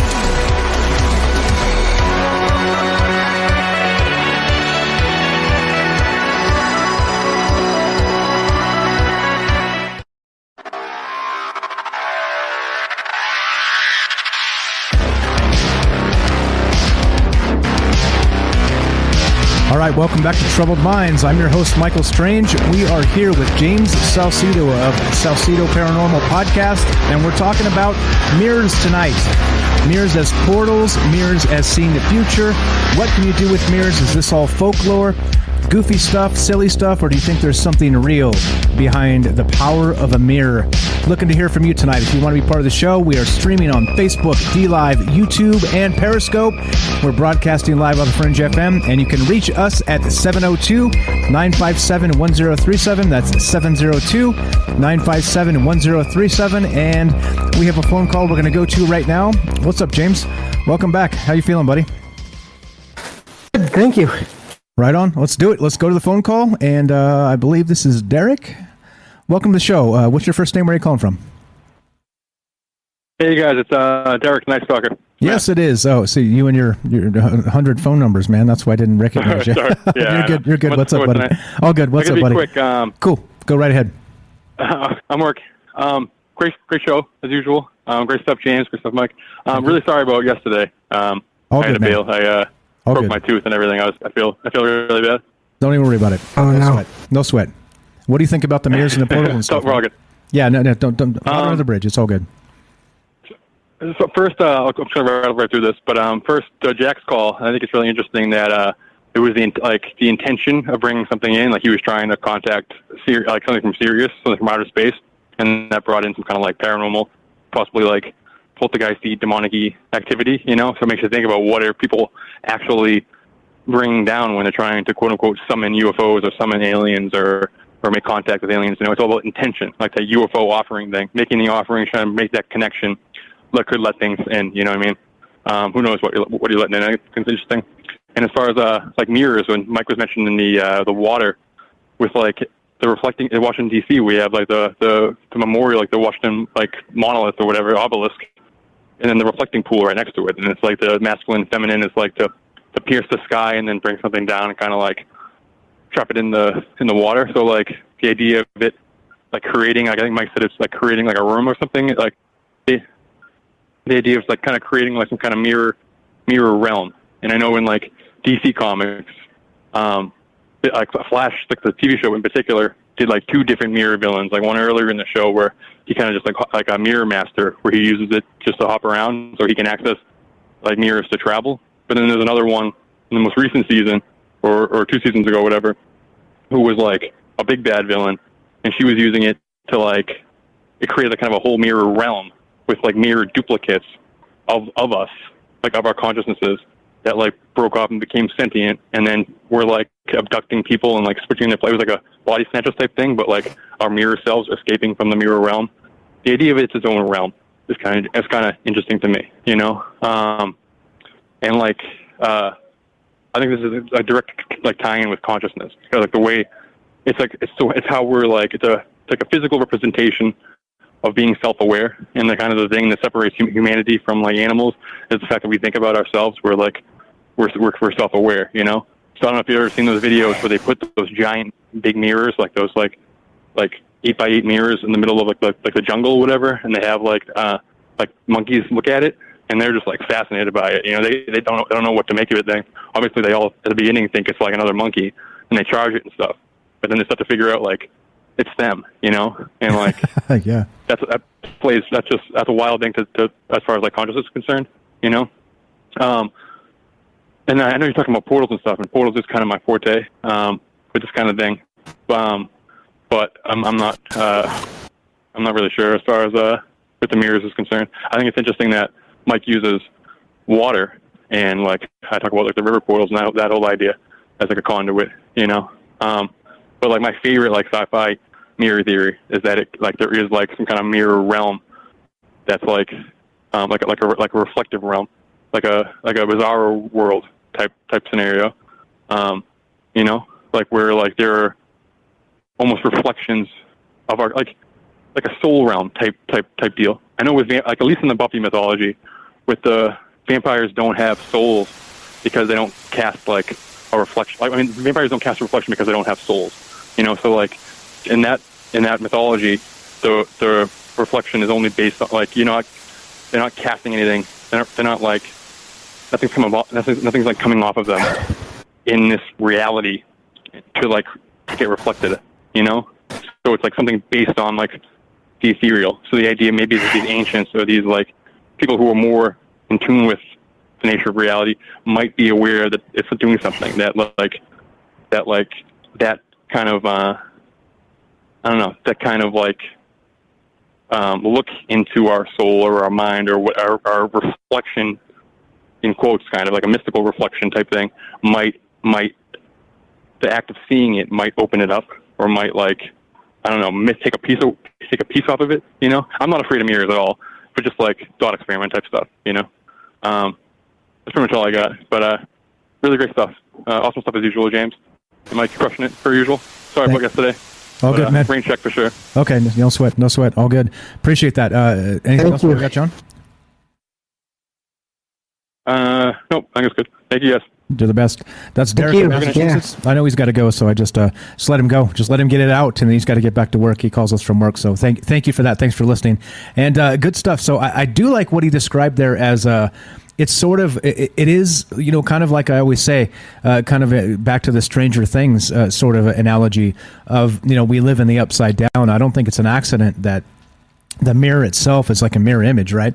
So I see myself, when you see yourself on video, like in my brain, I don't even look like myself on video because I'm so used to looking at myself in a mirror, right? But in the mirror, everything's reversed. It's backwards. So the reflection of myself that I see in the mirror, it seems to be a backwards version of me, right? And so when I see myself in the full context, the correct way, it doesn't look like me. It's weird, right? Like it takes a while to get over that because you spend so much time, looking in the mirror. I'm not a vain guy like that, but like you gotta, you're brushing your teeth and getting the stuff out of your eyeballs in the morning and washing your face and stuff like that. It's like normal to be looking in the mirror just to make sure that you don't look like a monster when you go out. But it's it is strange that it is the reversal of yourself that we're used to seeing. It's kind of implanted in our brain as that upside down version of us, right? Kind of strange. You ever get that feeling as well there, James? Not so much. I think just because of my low vision, I can't really see, very far, like that far at all, really. But I do think, that makes sense what you're saying in a way. I don't have much experience with that. I'm extremely nearsighted, so all I see in the mirror when I look at myself is just blurs of just blurs of the colors of my skin and my clothes and my hair. It's all just blurs. So, but that's interesting. So, and I'm glad that Night Stalker was able to call, and even while I was working, because I love talking with him. We did a stream last week, and it was a lot of fun to talk with him. Yeah. He's all over this game. He's way ahead of most of the things that people are considering. Very good stuff. And so we're talking about mirrors tonight, guys. If you want to be part of the show, we're do this live to include you. Had some great calls tonight. What do you think? Do you think that mirrors as portals or mirrors as scrying devices or fortune telling devices? Do you think this is a real thing, or do you think that it's just a bunch of kind of a old wives' tale hogwash type stuff?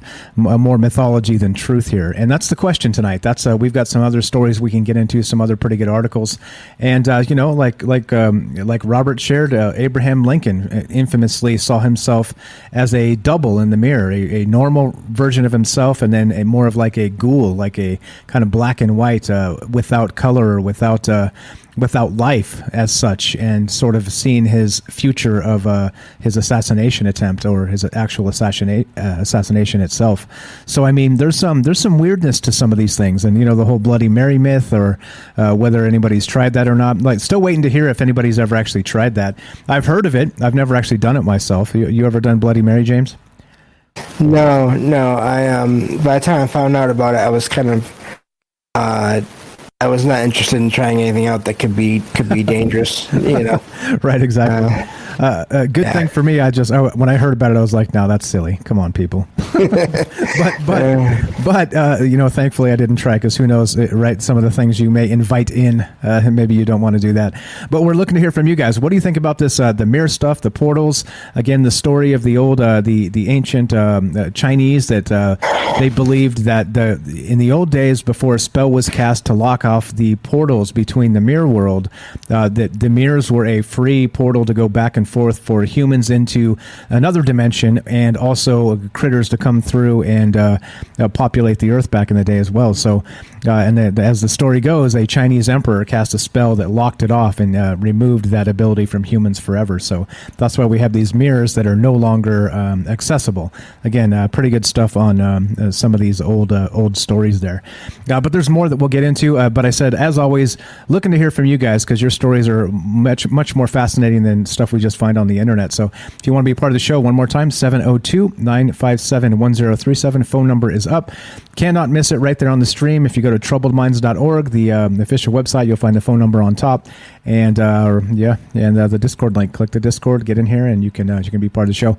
All right, so anything else that we've missed thus far? We're kind of winding down to the last maybe 15 minutes of the second hour, and the last bit on Fringe.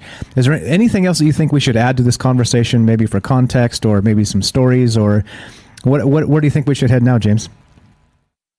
I was just thinking of mirrors, about the more specifically the portal aspect of it, and that it's interesting because if you think about them as being links to different places, or to one universe and then back into ours, it makes you wonder if that's how maybe in some cases some spirits seem to travel great distances. Like they're seen at one place, but they're also seen somewhere else. They're seen in a number of places.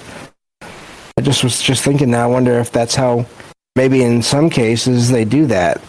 They use the mirrors that are in multiple places to go back and forth as they want or need, or they feel that they need to contact people. It's just something that just came to mind. I don't know, obviously that's true, but I think that's another possibility of how things could work. Yeah, good stuff. Tam on What's Up, Tam Bam says, Mike, all legends come from some kind of truth. And there you go. That's kind of the conversation. Is some of this silly, or some of this really have some actual bearing on what's going on today too. So that's why I bring it up. You guys know me. I'm not trying to make you believe one thing or the other, but it is fascinating to think about all the possibilities here. And I think you're spot on, Tam. Good stuff there. All right, so let's go to this backpackerverse.com, and this is actually spirit portals. What are they and how to identify them, right? And so this goes back to what I can't remember who was saying this earlier, but it's not about the mirror itself. It's maybe about where you place the mirror. Okay, and so this is a pretty good thing here where it's talking about have you ever seen spirits moving in and out of one place, or maybe you felt something like a strong shift in temperature? If so, chances are you've encountered a spirit portal, and that's kind of what we're talking about in reference to mirrors themselves, right? That they're some sort of gateway between this world and the next, as they say, the veil itself. But then here we go. So this continues. This article from backpackerverse.com, spirit portals, and I'm going to link this in the chat. As always, you guys know me. I like to share my sources, so you see that I'm not making these things up and where they come from, and of course, give credit to the people that have done the work out there. Sharing this information out there on the internet for all of us for free, most times for free. So in any case, let's look at this. So it continues, right? It's easy to be alarmed or to confuse having an open portal with thinking your home is haunted, but there's no reason for either. Today, we're chatting about spirit portals and how to identify them and how to close them.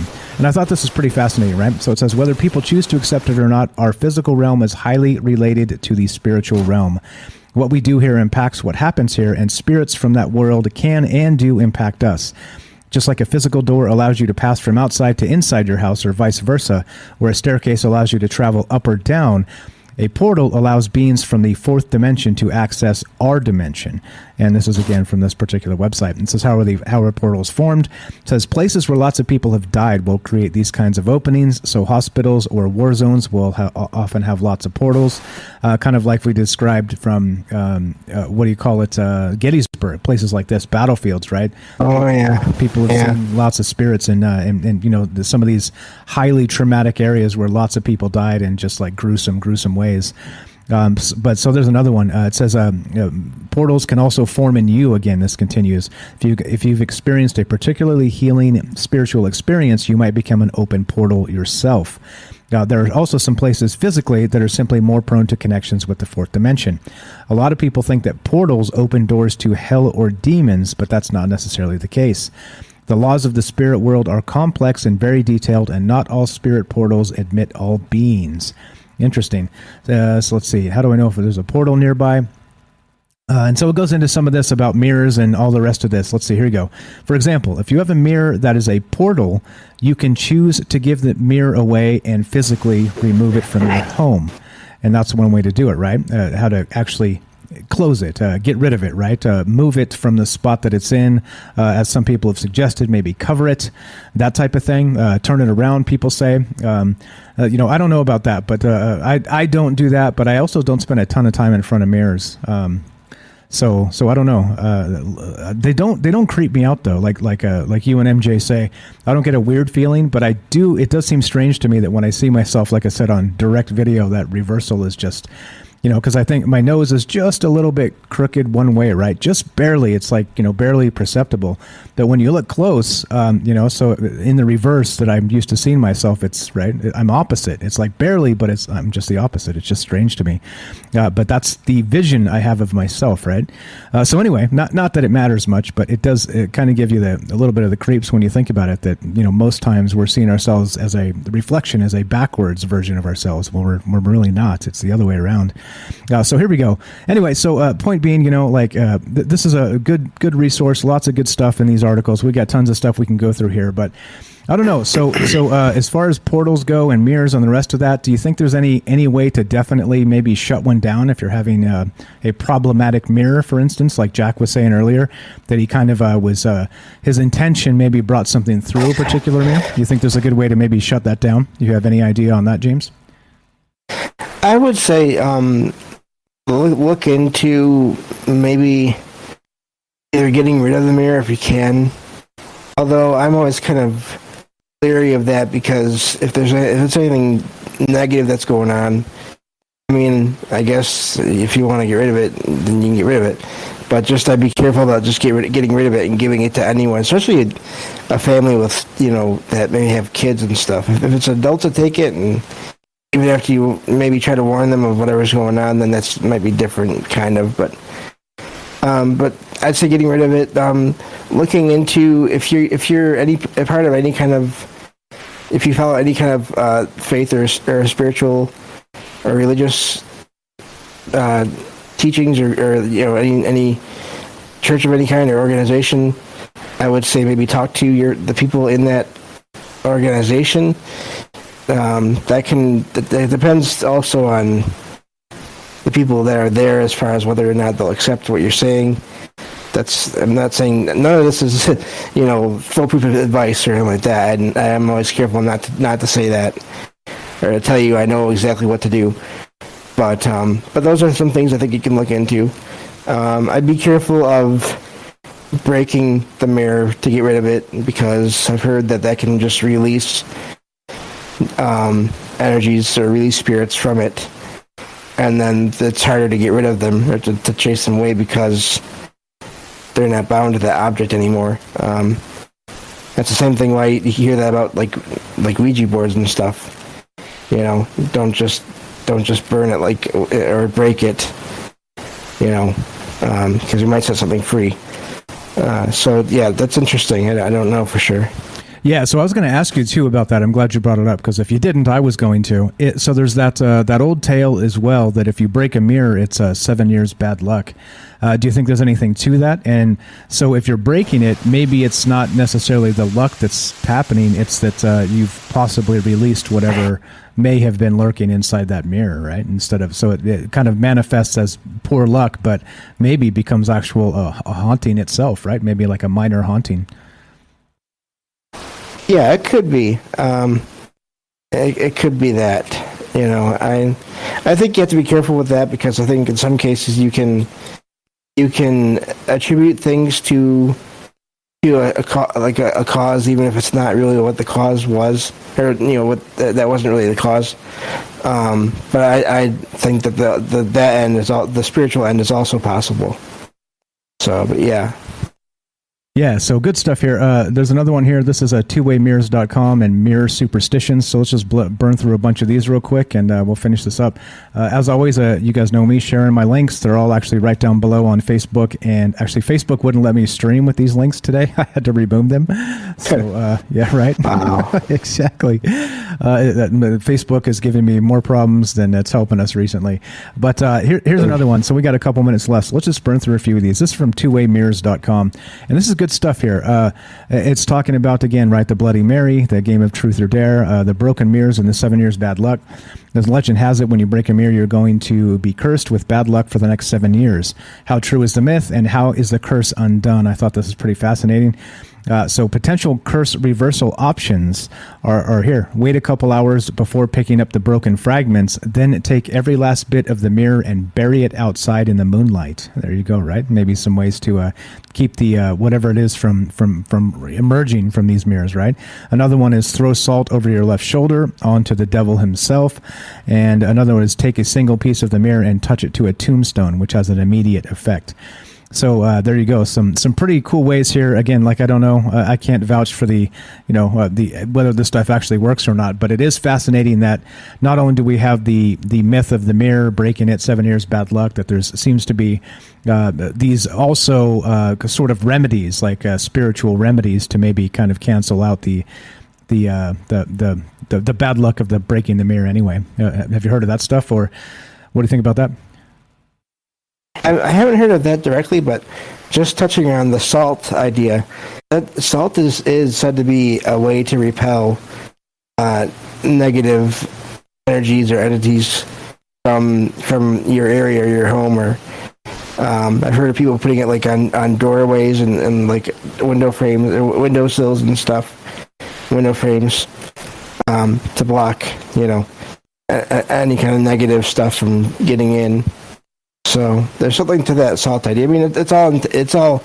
The most important thing is intention too. But I've heard that salt is because it's from the earth. It's from the planet itself. So that's interesting.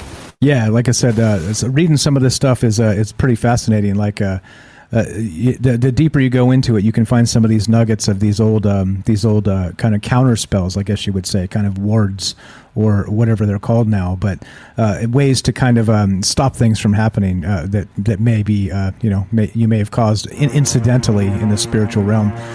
So that's it for us. Actually, we're out of time tonight on the Fringe. So why don't you one more time give us a rundown on where to find your podcast and maybe the 15-second version. Go right ahead, sir. Yeah, Salsido Paranormal salsidoparanormal.podbean.com. You can find all my social media links there, including the Discord link, which is where I do my streams. There we go. And this is James Salsido. Great stuff. Salsido Paranormal. Go give him some love. Follow the podcast. Give him some listens. Come join his Discord and hang out as he does live streams just like we do. So I want to thank you, James, for being part of the show tonight. I want to thank everybody out there for being part of it as well. Listening, all the great, thoughtful chat, all the fantastic calls tonight. Good stuff, as always. Like I always say, the smartest audience in radio out there. You guys are amazing. And we're going to keep going. So if you're listening to us on The Fringe FM, stay tuned for Joe Roop, Lighting the Void. If you are listening to us anywhere else, the podcast feed, DLive, Facebook, YouTube, or Periscope, stay tuned for a third hour of Troubled Minds coming up and more. Still taking your calls and the rest of that. So as we finish, thanks again, James, for being here. Be sure, be strong, be true. Thank you for listening. From our Troubled Minds to yours, have a great night.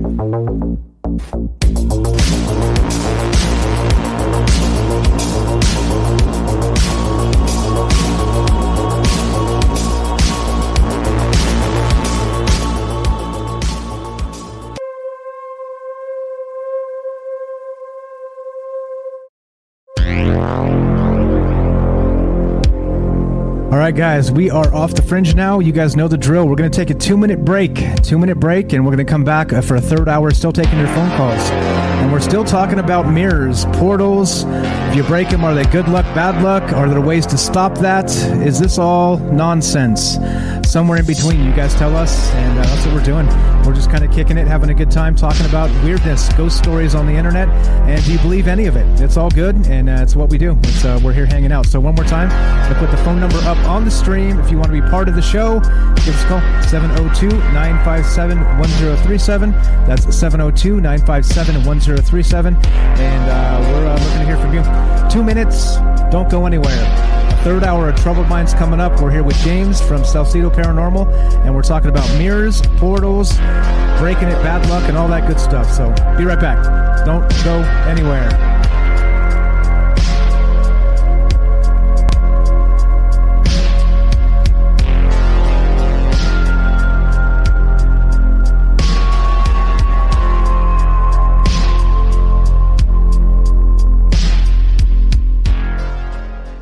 All right.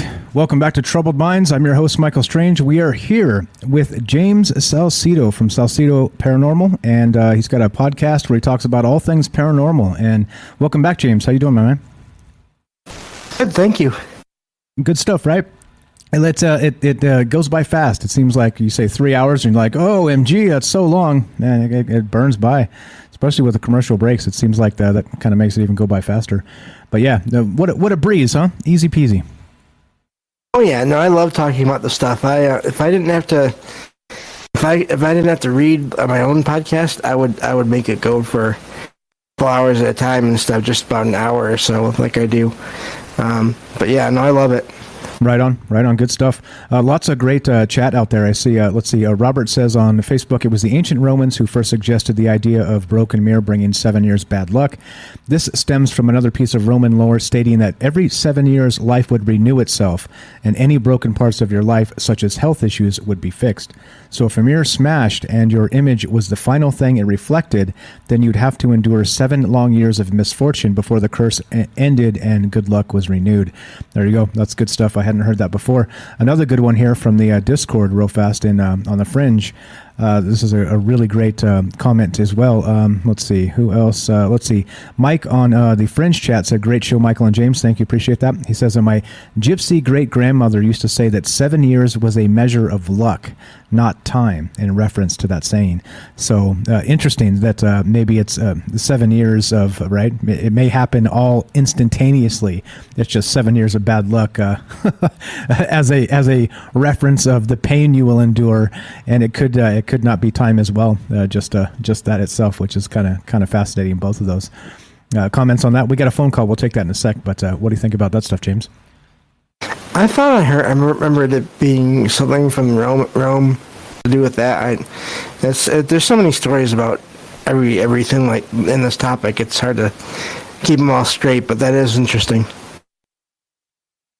Yeah, definitely. I'm trying to repin my dog. I let her out, and she's now running amok all over the house.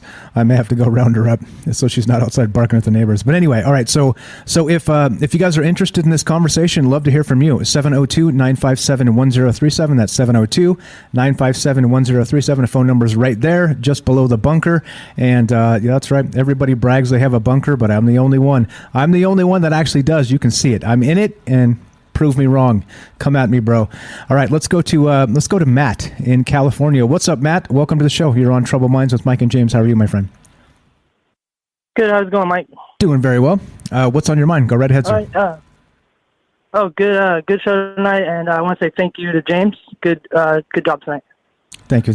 Well, thank you. Are we still telling ghost stories on the internet? Yeah, damn right. Whatever you want to do, my friend. Oh, yeah. Go right ahead. Okay. I have a ghost story. This is a personal story about when I was about 13, 14. And so I had this buddy. He had a pet cemetery in his backyard. And I don't know if this is like maybe a portal itself or cause energy like that to flow, or maybe like the ghost can like sense or see that energy and they're drawn to it. But anyways, we had this, I don't know if you remember these, like a record player and a cabinet and the speakers on the side, and then like it had a glass door, like a swinging glass door. So it's also stereo, and it had this glass door. And I remember just being a kid, and we'd sit there, we'd listen to records and look at the art, and just do whatever. But I would see shadows or like things moving in the reflection of the glass mirror. It wasn't a mirror; it was like a glass door, and in the hallway. And then I'd turn around and not see anything. And several times I had seen these shadow figures, I guess, moving in the glass. But I also saw, in different occasions, I saw in the mirror, in the glass reflection, a little boy. He's like 9-ish, and he was wearing like period clothes. And what I mean by that is like, I don't know what period, but not clothes that we would wear now or that you could have. Like he had like kind of like 1920s, like a cap and like a jacket, like a wool jacket with like buckles and buttons. And I also saw in this reflection, I also saw a woman like in her mid-20s, and she looked more like she was in like the Wild Wild West. So she was wearing like a like a big frilly dress with like shoulder pads and the hat with feathers. And like I saw it in there, and my friend and his family also saw it and saw stuff in this reflection. And they thought that the actual like stereo itself was cursed, so they got rid of it, and they got another one like upgraded from a record player to a cassette tape player, and it still was happening. The reflections of things or in this reflection, and they like rearranged the furniture in their house and everything, and they still see it. That's creepy. The good old days, replacing the record player for a cassette tape. But yeah. So it was still happening. So again, it wasn't about necessarily the medium of what's happening, like whether it's a mirror or this or that or the other thing. It was actually maybe the spot. It seemed like that the spot was what was the actual portal here with the reflections. Yeah. Huh? So like someone said, yeah, the ghosts can come and go as they please. It was just, it happened to be like, I don't know what was going on. Like if I was just seeing it like in my third eye or was open to it, as a kid. And so I think it was the place itself that was haunted, not the mirror. So I want to talk to you about Bela Lugosi's mirror. Sure, go ahead. Have you guys heard about that? I have not, actually. I saw you mention it in the chat, but I don't know about it. Bela Lugosi, he's the guy who played the vampire, right? Right. So interesting. He was like one of the first. It was like one of the first vampire movies. Right. Bela Lugosi. I saw this. It was a ghost hunting show, and supposedly they had Bela Lugosi's mirror, and it's covered. But supposedly, someone was murdered in front of this mirror, and like he collected it, and he was like having like crazy different like interactions with it. And it's supposedly if you stand in front of this mirror and look in it, like people like pass out. Holy smokes! I thought that was interesting. Yeah, that's weird. So, yeah, so meaning it's cursed in some way, right? Is it cursed then, or what's that from? I don't know. Like if it was just interesting. Like I said, he's the first vampire, but it was interesting that someone was murdered in front of the mirror. So maybe something with that, like maybe the spirit was like got sucked into the mirror, or I don't know. Like all kinds of crazy stuff could happen. Yeah, that's interesting, right? So some of the things we were reading earlier when we first started is that they claimed that when somebody passes away, they would bury them with the mirror so that the mirror would trap the spirit inside the mirror itself, so it wouldn't get up and wander the world. And so curious that if somebody was murdered in front of the mirror and the mirror trapped that, and maybe that's the same thing. It trapped the spirit as part of that whatever that ritual is. And yeah, that's fascinating, man. I hadn't heard that before at all. Yeah, it's crazy stuff. Yeah, definitely. So what do you think about mirrors and scrying? You said that you have some scrying mirrors. Is it again, is it more like, tarot cards or basically anything? Like you kind of can use it as a tool, but it's not necessarily just because it's a mirror that it has these special properties, right? Something like that. Yeah, I believe it in just for use of divination.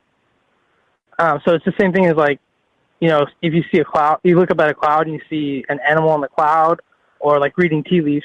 It's kind of like that, like predicting the future just based on like shapes that your mind sees. What do you call it? Pareidolia. Pareidolia. Like just shapes that you see. Swamp gas. Yeah. So I have a scrying mirror. I'm not like super into it, but at one point in time, it's like with that, it's like a skill that you have to practice. And so I got a little bit into it, and just looking into it, like reflecting the moonlight in it and doing different things with it like that. I never had any like crazy experiences, but I just find it helps me like focus. Like it's focusing like special power and things like that. But I do believe there's something going on with the mirrors. I don't know all what, but they still creep me out too. Yeah. You get what I mean, though, right? So it's bizarre to me that I look at myself in a mirror and think that's how I look, but it's not. It's not how I look. It's how I think I look because I'm looking in a mirror, right? It's not like an actual representation. It's a reverse image. So like I say, when I see me on video, I'm like, wow, who's that guy? Who's that handsome looking man? And then I go look in the mirror and I'm like, Why is it backwards? What happened? What happened? Right? Does that creep you out a little bit? It's always creeped me out a little bit that what I'm seeing is not really what I actually look like. Yeah, it's like the world through how you look through other people's eyes. Yeah. You don't only think about that. You look different. Yeah, exactly. Yeah, crazy stuff, man. Anything for him, James, while we got him on the phone? Great stuff as always, Matt. You're the man. Yeah, man, I just think it's interesting that you mentioned seeing things in regular glass, because that's not uncommon either. I mean, I've heard stories of that over the years too. And even people seeing, I've also heard of people seeing into buildings where everything looks different inside the building, like it would from like the past. And then the next time they go by there, or when they look closer at it, they look away and look closer, everything is back to how it is today. So that's interesting too. But that definitely sounds like a spot in that house that was a center of activity, regardless of whatever glass was there. I think glass was a part of it, but not the cause of it, like you were saying. So that's interesting. Yeah, it wasn't a mirror. It was just a regular piece of glass. But I could see, the light was on. I could see the reflection, and just like I said, I saw some moon in it. But I was a little kid. I didn't know better. I didn't know all this stuff. Yeah, that's interesting. My dog doesn't see the difference between a mirror and a glass window. She sees a reflection, and she still loses her damn mind and starts freaking out, thinking it's another dog. She's a puppy. She's only 8 months old, so she's still figuring out life. But it is funny. The first time they start to realize and recognize their own reflection, they're like, get him! It's a bad guy. Yeah, it's so funny. So funny. Good stuff. Yeah, dogs are the best. Yeah, my cat had to stare down with herself the first time she saw a reflection of herself in the patio door windows. The sliding glass door, and then the panels on each side of it. And yeah, it's funny. She did it a few times, and I think she figured it out. So right, but yeah, it is funny. Once you bonk your head hard enough, you're like, oh, all right, okay. Yeah, she kind of put her paw. Yeah, she put her paw out and touch it, and then drop it back and it was funny. She didn't freak out, but she was definitely wondering what was going on. Yeah, definitely. Anything else with mirrors and scrying and stuff, Matt? While we got you on? No hurry, as you know. No, just real quick, one more. If you guys are into like this kind of stuff, there's a good mirror magic in a show and a book called The Magicians by Lev Grossman. It's a fantasy story. They have They have mirror magic in that, where certain magicians can prick their finger and then use their blood to write a rune or a symbol on it, and that will turn the mirror into the portal. It will open it, and as long as they are drawing with their blood, the people can go back and forth through the mirrors into other worlds or whatever, and hurry up because you can run out of blood and die. That's not good. Oh, wow. That's not good. Yeah, it's a good show if you guys. It's a good show if you guys like it. If you guys like that, it's in that show. Yeah, sounds like it. But yeah, I just want to say thank you guys. Have a good night. Appreciate it, man. Appreciate it. Good stuff as always. That's Matt. Thank you, Matt in California. Appreciate it. Good stuff. Have a good night, man. We'll talk to you soon. There you go. Simple as that. If you guys want to be part of the show, we're still taking your phone calls. 702-957-1037. You can click the Discord. Come join the show. What are you thinking about the mirrors and some of the stuff? Like I said, we got some other articles and things to get into. But what about those in particular? The 7 years bad luck and maybe touching one of the broken pieces of the mirror to a tombstone immediately negates the 7 years bad luck. What about what Robert said about the Romans, how it originated there, and then what somebody else said in the French chat about their gypsy grandmother saying that it's not 7 years as a linear time fashion, it's 7 years of bad luck onto you, and so it doesn't necessarily have to happen in 7 years. It could be 7 years of bad stuff in 1 year or whatever, which, boy, that's a hell of a bad year, isn't it? Yeah, but interesting that these things sort of seem to not be linear in some of these cases, right? Pretty fascinating stuff. Yeah, well, if you're going to this other just as going back to the portal idea, or just traveling between. Who knows how time is when you're in that other universe? So who knows how much time would pass in between when you're leaving and then coming back to this world? I mean, that's hard to say too. Yeah, definitely. Let's get back to this too, real quick, because there's some more of these that I was reading from the Bloody Mary, the 7 years bad luck. There's another one too for newlyweds. I don't know if you guys have heard this tradition, but if you or someone you know is getting married, then this one is for you. The happy couple should stand in front of a mirror together. Not only do they get to check out how stunning they look on their special day, but they are also participating in a wedding tradition. It is said that if the married couple looks into a mirror shortly after they say "I do," they are uniting their souls. When you look into a mirror with someone, it is said to create an alternative universe where the two souls can live on together forever. Another common wedding tradition is a little more risky, but just as fun. Breaking glass on your wedding day is a good omen. Just to avoid try to avoid mirrors. It says the shattered pieces of glass represent how many years the couple will have together. That being said, make sure you put a lot of muscle behind the brake. So again, right, some of these maybe ritual things that are not just necessarily bad luck, are also a good luck thing. I kind of like the idea of standing in front of the mirror and sort of like the fusion of souls. I think that's a kind of a beautiful idea there. Eh? Have you ever heard of that stuff, James? No, I hadn't heard any of the wedding or marriage stuff before. So that was different. That's that was definitely different. So yeah, no, I hadn't heard that part. Yeah, lots of good stuff here. There's a little bit more. Let's just go down. This is from twowaymirrors.com and Mirror Superstitions. And so we're talking about tonight, guys. If you want to be part of the show, what's your take on this? Do you think mirrors have some sort of power? Are they really a gateway to an alternate version of ourselves? Or is it just a bunch of old wives' tales? That's the discussion tonight. And are they portals? Are they scrying devices? Are they nothing at all? And that's kind of what we're talking about here. So let's go to this one. Now, this is what we talked about just a little bit ago. Covering a mirror to trap lost souls. Here we go. So once someone has passed away, their soul is released from the body and starts to roam.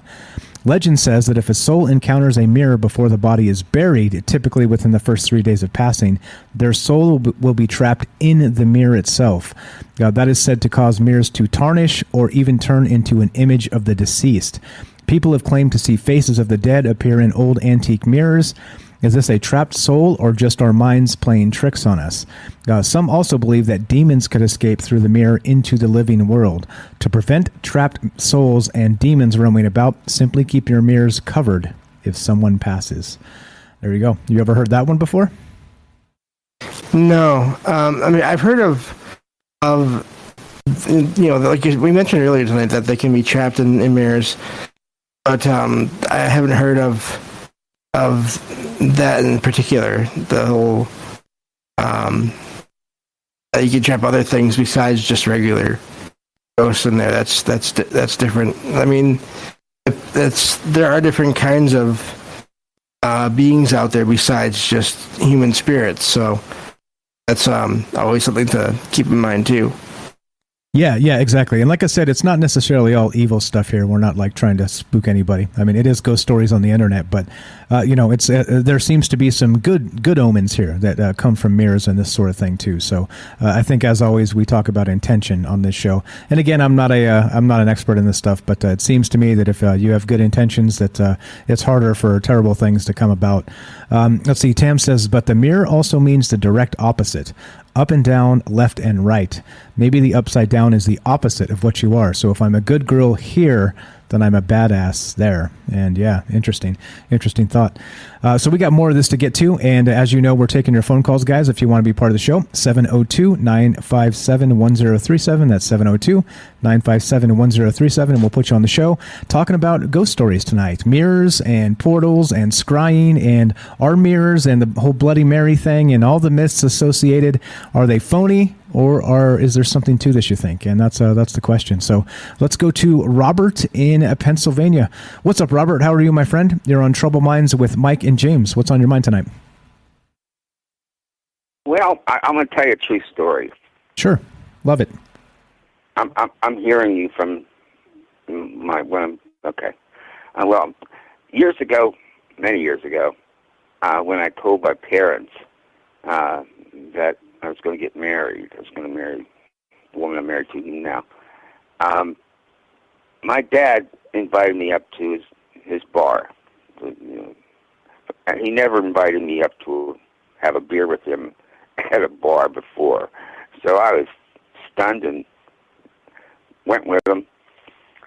And then he gave me the talk. He said, "Son, do you ever go naked in front of a full-length mirror and admire yourself?" Okay, sorry. You flex your muscles, your toes, that type of thing. And I said, "Yeah, I've done that a couple times, Dad." He says, "Do you like what you see?" And I said, "Well, Dad, I am kind of studly." Anyway, he says, almost all men, when they do that, they look in front of the front mirror, they always like what they see. They think they look like, And he said, but it's different with women. He said, when a woman looks at herself naked in a full-length mirror, all right, especially if she's your wife, all right, she sees what she sees. She can't believe that he could ever be interested in that, all right? And she thinks to herself, that son of a bitch is up to something. and that's the story. That was my dad giving me the talk. That's pretty funny. And then he told me, that they used to have a closet in their bedroom. They had a full-length mirror there, over the closet. And he said he quickly learned to get rid of it, and he did. And he advised me throughout my life to make sure there's no full-length mirrors in my house. And I did not listen to that. There are several full-length mirrors in this house, but what's good about it is that we are too old to appreciate those full-length mirrors. So that was the story. Gotcha. That's a fantastic story. That was my, I like that. That's the talk. Sorry. Go ahead. And I think it's very true what he told me. Yeah, I mean, we all have some doubts, right? I have personal experience to know that it's true. That's true. All right, fair enough. So what about the rest of this stuff? What about, do you think there's a truth to the myth of the magic mirror, or do you think there's something else entirely here that we're maybe fooling ourselves? What do you think about that? I think it's possible to go through a mirror. It's based on physics. Right? You know this. Everything that we have, every material thing that we look at, is really almost 100% empty space. All right? There's no reason why when you touch the top of the table that your hand doesn't go through it. But it's because your body is of a different vibration than that stand. Right? If you can match the vibration, and you can do that through meditation, if you can match the vibration of any physical object, your hand will go through. You can go through it. Exactly. That's the thing in the mirror. Though I recommend that if people go to try to do that, though, they make sure that the lights are really dim in the room they want to try to do that with, because you don't want to start to walk towards the mirror and see the mirror. Because if you see the mirror, you automatically will recoil, and you won't be able to go through it. Gotcha. Interesting. Do you have any experience with scrying or doing any of this stuff? Oh, no. I'm more practical than that. Okay. Just checking, man. I'm just checking, man. There's a reason why we in order to get through this existence, this reality that we're in, we have to focus on reality.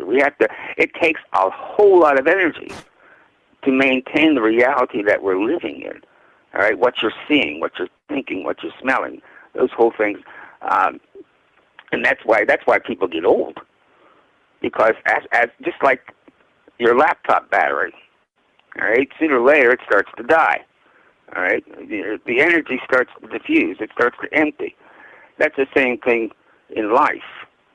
In the beginning, everything's crystal clear. You know, it's just, and then there starts to get a dullness as you're getting into middle life with your surroundings, right? It's because your energy is dissipated to a point where you're starting to lose focus. You can't really hold it all together because you don't have enough energy to do that. And when finally that energy is about gone, that's when you go. And that reality dissolves. It just absolutely dissolves. It's like,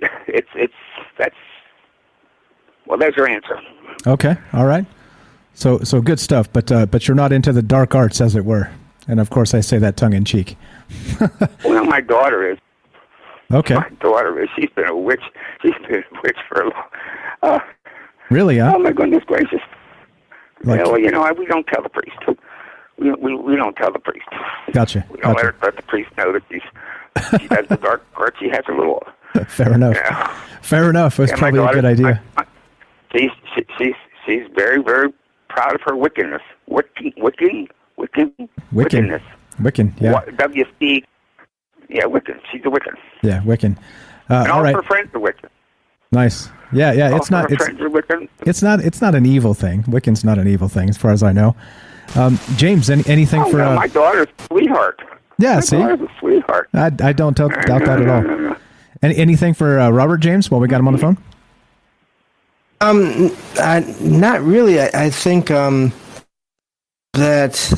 Yeah, I do agree that focusing on what's real is just as important as focusing on what else might be out there, obviously. So, yeah. No, but that's very interesting. Good stuff. What else, Robert? Okay. Good stuff on the thank you for sharing the Abraham Lincoln thing and also the Roman tradition of the breaking the mirrors. Anything to add to the rest of this? Well, we got you on. You're always super smart with adding additional details here. No, that's my daughter's domain. She would know more about that stuff than I would. Gotcha. Okay. All right. So there you go. Okay. Good night. I appreciate the call. Thanks, Robert. Robert in Pennsylvania. Good stuff. Thank you so much. And that's what we're doing tonight, guys. We're taking phone calls. What do you think about mirrors and portals and all the rest of this? I'll get into some more of this stuff with the how the actual maybe some of the superstitions are regarding mirrors and the rest of this stuff. And NS says, "Damn, Robert, don't call your daughter a witch." And that's why I was laughing actually as he was taking off, which is kind of funny. But so let's keep on trucking here. Let's see. Yeah, interference. We got it. All right. That's Robert. That's Robert from Pennsylvania. Okay. So looking at the chat, guys, just hanging out. We're still taking your phone calls if you want to be part of the show. 702-957-1037. Anything else to add, James, before I jump back into this article and look at some of the other actual myths or let's say superstitions regarding mirrors? No, I think I'm good there. But okay. Thank you. All right, let's go. Here's another one. This is from, again, twowaymirrors.com. I'm going to go back to this real quick, and you guys can take a look. This is interesting. It says, unbroken mirror, mirrors that escape breaking. It says, have you ever dropped a mirror, but somehow it was left fully intact? You're in luck. If you dropped a mirror and it somehow managed not to shatter, good luck will be coming your way. Don't go playing with fate, though. If the mirror does break, then you're going to have quite the opposite of luck, it says. If you want to double up on your mirror luck, place a mirror in a position that reflects the burners on your stove. Not too close, of course. This is supposed to bring you wealth and attract prosperity. There's another one. I've never heard that either. Tons of stuff. Tons of superstitions with mirrors, huh? I'm not exactly sure for the hearth, for maybe reflecting the. I'm not sure. Any theories on why that may be a thing?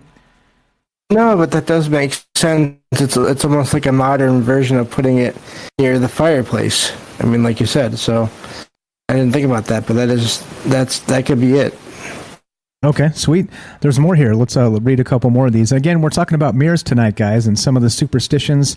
And are these portals? Are they scrying devices? Do you think there's some sort of magical something to this? Or do you think it's, again, hogwash? We're taking all thoughts on this and all calls and doing our thing. So 702-957-1037. Phone number is up. Let's keep trucking here. We got Rohan in the caller queue. We'll go home in a sec. So here's another one. So mirrors by the bed steal your soul. If you sleep with a mirror facing your bed, you may want to reconsider. Legend has it that spirits from the other side will suck your soul out through the mirror. There's no better time to suck someone's soul out than when they're laying unprotected and unaware in bed. As beautiful as the giant bedroom mirrors are, placing the mirror elsewhere may not be a bad idea if you're superstitious. If your mirror is fixed to a closet door or a wall and you can't move it, simply covering it with a blanket or cloth at night would also do the trick. How about that one? Not putting it in front of your bed. Interesting. Yeah, and I don't think I think it's probably a good idea to just not have it right there when you're trying to sleep or waking up even, because it seems like when you're not totally with it, you could see things that maybe aren't even there. I mean, it might freak yourself out. So I think that's almost just like a practical thing in a way. Yeah, I think exactly. I'm not so sure. Like, interestingly, I have a mirror next to my bed, but it's just because it's like you come out of the bathroom and, it's like the double check mirror, well, before you go out, you got to check yourself again one last time to make sure you don't look all fugly. Yeah, that's that, but it's right there pointing at my bed. So maybe I'm not going to say it. I'm not going to say it. Right. Maybe it's time to move the mirror. All right. Good stuff. Good stuff. Let's see. What else do we got? Another one real quick, and then we'll go to Rohan here. How about scaring yourself in the mirror is a good thing, they say. Okay, we're all guilty of being a little too unobservant sometimes. So when you walk past a mirror and get startled by the reflection of yourself, don't be embarrassed. Actually, give yourself a pat on the back because you just gave yourself some good luck. This being said, if you're actively trying to scare yourself, it probably won't have the same effect. So they're saying if you actually startle yourself in the mirror, that some good luck will follow. So interesting. Like I said, there's quite a lot of something to this, something to a lot of the mythologies here. It's not just as simple as, breaking it or there's portals or this, that, or the other thing. There seems to be a whole ton of superstitions that go back years and years and years with this and some of these interesting stuff. So there we go. Let's go to Rohan. Let's see where we at time-wise. We're good. All right. Anything to add to that, James, before we get Rohan in here? No, it's amazing that there are so many, and I think that can also affect your intentions or what you think, your thoughts can possibly cause things to happen based on these superstitions too. So again, just be careful. Exactly. Be careful. Yeah. That's Robert Arend, Arend, that called in. Check out his book. It's called, I got it here somewhere. Hold on. I'll get it in just a sec. Let's get Rohan on the air. What's up, Rohan? You're on with Mike and James. How are you, my friend? Hey, buddy. How you doing? Can you hear me okay? Loud and clear. Sounding good, my man. What do you think about this mirror stuff? You think there's something to this? Yeah, well, say I've not long woke up actually, so you have to bear with me. I missed most of the show, but I've just come in the last hour, and yeah, I like that idea with mirrors and portals. And do you know what? There's stuff behind that. I don't know if you're familiar with the scientist Ronald Mallett, but he had to wait until he became a professor to reveal that he's always had this idea of doing time travel using lasers and mirrors and stuff. Do you know what I mean? He's done a bit of study into that. So, and it's to do with because lasers tend to go in straight lines. He's trying to orientate a bunch of them so it makes like a spiral, but out of straight lines. And he's got this idea that way you can loop information back around on itself. And I thought, interesting. That is interesting. So then what? It can be used as what sort of device are we talking about here? Is it a time travel machine? That's what it was his idea. That was his whole sort of purpose, Time travel through the mirror itself. So actually, as a portal, Yeah. That's what I thought. That's why it's stuck in my mind. That's pretty interesting. Yeah. So I mean, as long as we're talking about portals and the rest of that stuff, I think it's worth considering that if you can, have spirits maybe come and go through these things, that I think it's probably not really off the beaten path to consider that you could maybe go back into time, because we were talking about using it as a tool for maybe seeing the past, kind of divination and scrying and things like this with the mirror. They talk about black mirrors and situations like this. But if you can see maybe the past or the future, it stands to reason that maybe you could actually travel there as well, huh? Yeah, sounds a bit like that Looking Glass project. I don't know if you've heard, you two guys have heard of that, the Looking Glass project, because that was what his job was, to try and, like a chronovisor, to try and see through time, using, they basically built a giant pineal gland. No, I hadn't heard of that one. That's interesting too, though. Oh, it's worth looking up, James, that one. It's another water link to portals as well, you know. Oh, wow. Wow, huh. Yeah, I will do that. I'm always, I never plan on just doing one episode of anything on a topic, because there's always more stuff to learn on it, everything, so I'll definitely do that. Yeah, you might be interested in those Robert Monroe books as well, James, because I got an audiobook of them that Joan recommended, and they talk about like, this is a location that we live here, but then there's locale 2, which is all made out of thought, and then locale 3, which is kind of similar to this, but they've got different laws and it's a different world and they're a different stage of technology and stuff. And it's like, but they seem to interface with each other. Do you know what I mean? So that idea of not leaving a mirror in front of your bed, that kind of makes sense, because when Robert Monroe was doing his OBE stuff, you get all kinds of entities in there, like jumping on his back and things. Do you know what I mean? It's like, well, you know, cover the mirrors up. Yeah, I'm sorry. Yeah, I did start to listen to that. I had some issues with Audible and their process. They wanted me to do something that I couldn't do because of my vision, and they said, "Oh, just get someone to help you with that." And I was like, "Nope, now we're done." So I need to find those books in another way other than Audible. But I would definitely love to read those and to listen to those. Yeah, we might be able to figure something out, James, in terms of audiobooks. I've just got into it, so we might be able to work something. Yeah. Give us a chat in private. We'll have a look at that. Yeah, sounds good. Yeah, definitely. So, what about the rest of this? Do you think there's anything to, like, you know, you break the mirror, you get 7 years bad luck and things like that, or do you think it's just old superstitious stuff that we should just go whatevs, ignore it? What do you think? Well, the funny thing is, I did break a mirror, and I did feel like I had bad luck for 7 years. But it crossed over with another superstition, because that was when Saturn and Jupiter were doing something, which they do every 7 years. So which one was it, Mike? You tell me. I don't know. Somebody said earlier in the chat there that their gypsy grandmother said that it's not 7 years necessarily; it's 7 years worth of bad luck. So it may happen instantly. So it's not like a linear 7 years. It's like 7 years worth. So it could happen at any time. It could be like drop on you like a ton of bricks. So interesting thoughts there. Like the guy that was cutting his grass and he cut a bit of his toe off and it shot up and took his eye out. Yeah, right. Something like that. Did that really happen? Tell me that didn't really happen.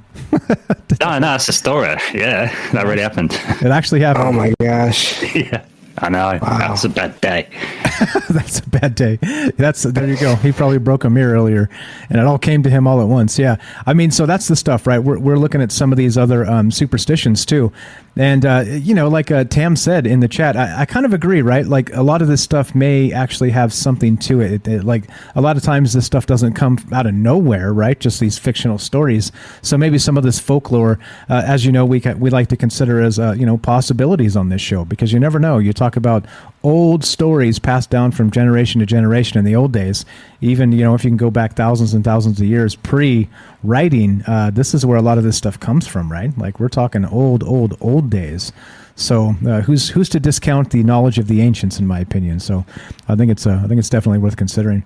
Anything else with the mirrors that you are interested in maybe discussing or talking about there? Lots of stuff with mirrors that we've kind of covered tonight. Well, yeah, I don't know if you remember. I mean, I don't know how much you look into this, but you know, if you heard of Billy Meyer, the UFO guy, is supposed to have loads of encounters and stuff. There's a bit of a group formed around him. But I remember in the original contact notes, I've read them all, I have, and I remember he said in one of them to do with mirrors. It says that the universe is holographic, and so there's different layers of you, and so you can use things like mirrors and different images of you through time to like move some of the slides around. So if you've got an illness now, your kidneys are bad, you can sort of use that mirrors and holographic layers or something to remove the slide where you were unhealthy and get one from the past where your kidneys are healthy and pop it in, like holographic cameras. Do you know what I mean? Like healing yourself by changing the slides around through time sounds nuts, but it kind of also makes sense as well. Sounds a bit Star Trek-y. Yeah, I think so. I think so. Interesting. So somebody said too earlier that a cell phone actually becomes a scrying mirror when it's turned off and you have that black screen, which is kind of like super like double creepy that we have not just like the technological Big Brother, but then there's like a scrying sort of something else that's going on. True. Like the double mirror, like the technological mirror and the esoteric mirror staring at us from one place. That's true. And, a little bit creepy. And the technological one, television screens are actually designed to be as black as it can be, aren't they? Do you know what I mean? They've got special coatings on there so they can absorb as much light as possible so you get the best contrast in the picture. Right. So they are as black as you can get. Yeah. I feel like some monitors are now too designed that way, where they're supposed to be really dark. I don't know, maybe not, but it seems like it. Yeah. It's probably where it comes from. Ronald says, I heard that they didn't call an ambulance for the lawnmower accident guy. They called a tow truck. Zing. Oh, boy. I like that. Boom. A one-liner. Good stuff. So I don't know. Like this stuff, like I said, it fascinated me, and it kind of has, right? It's one of those things like all of us look in the mirror, right? And even if we don't spend a ton of time doing it, like I said, we still have these cell phones, which is kind of that weird contrast of the technological and the esoteric. If it can be used as a scrying mirror, that black of black when it's turned off. Interesting, kind of crazy stuff. Like they say, like the series Black Mirror itself. I don't think it's a coincidence that they use that term to label that show, right? That dystopian future type show. The Black Mirror being both the cell phone screen and also the scrying sort, right? Pretty interesting stuff. Guys, I've got a question for you guys in terms of mirrors. Have you ever stared in a mirror for an extended period of time at your own face? I try not to. No, not really. Probably not since I was like Robert suggested when I was a young man and thought I was all that flexing in the mirre. It's been a long time. I'm much older than that now, so. Somebody mentioned it to me once. Somebody like, so it's got to stare into your own eyes. So I tried it. I did, and this has got to do it at night as well. And it almost seems like after a while, I don't know if it's like because you recognise your own face so much, it almost seems like it's changing. Do you know what I mean? Like because your eyes are a bit weird. That is a practice of seeing spirits, I've heard, where if you do that, if you look into a face or the mirror enough, and you have people there with you, and if you're in a place where that is supposedly has spirits there, you might see the face of that spirit in the mirror, like kind of overlaid or like changing the image of your own face. I've heard that before.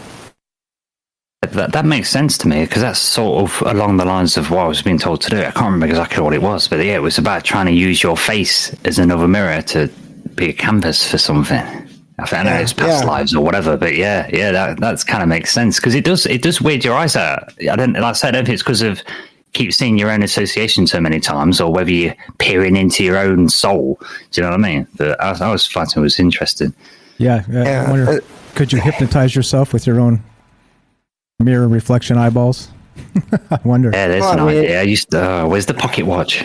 Right, exactly. I think there's also, who knows when you're doing that, you could be going into an altered state, which could make that even more possible. Who knows? Almost like a meditative thing.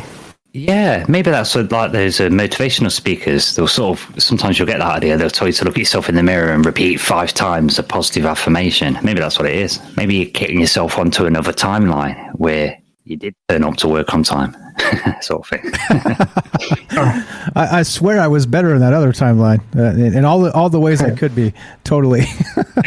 That was the other me. I didn't break it. I didn't do that. That fool on the other side of the mirror broke it. What a clumsy bastard he is.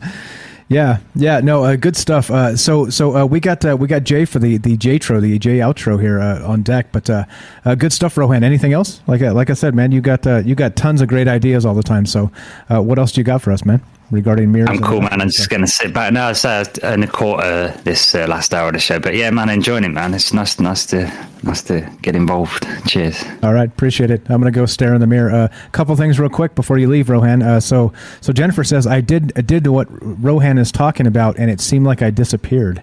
I guess that's staring into your own eyes in the mirror. Eh? Interesting. Huh. Yeah. So it's scary. Like, yeah, right. Like you're like, oh, well, maybe there is something to this, right? Yeah, I have no idea. So that's what's up. Thanks, Rohan. Appreciate it, my friend. We're going to move you out, and we'll bring Jay in. Actually, if you want to stay and listen, you'll just mute up, and if you want to stay here and listen out in the show, right where you're at, you're fine. Let's bring Jay in.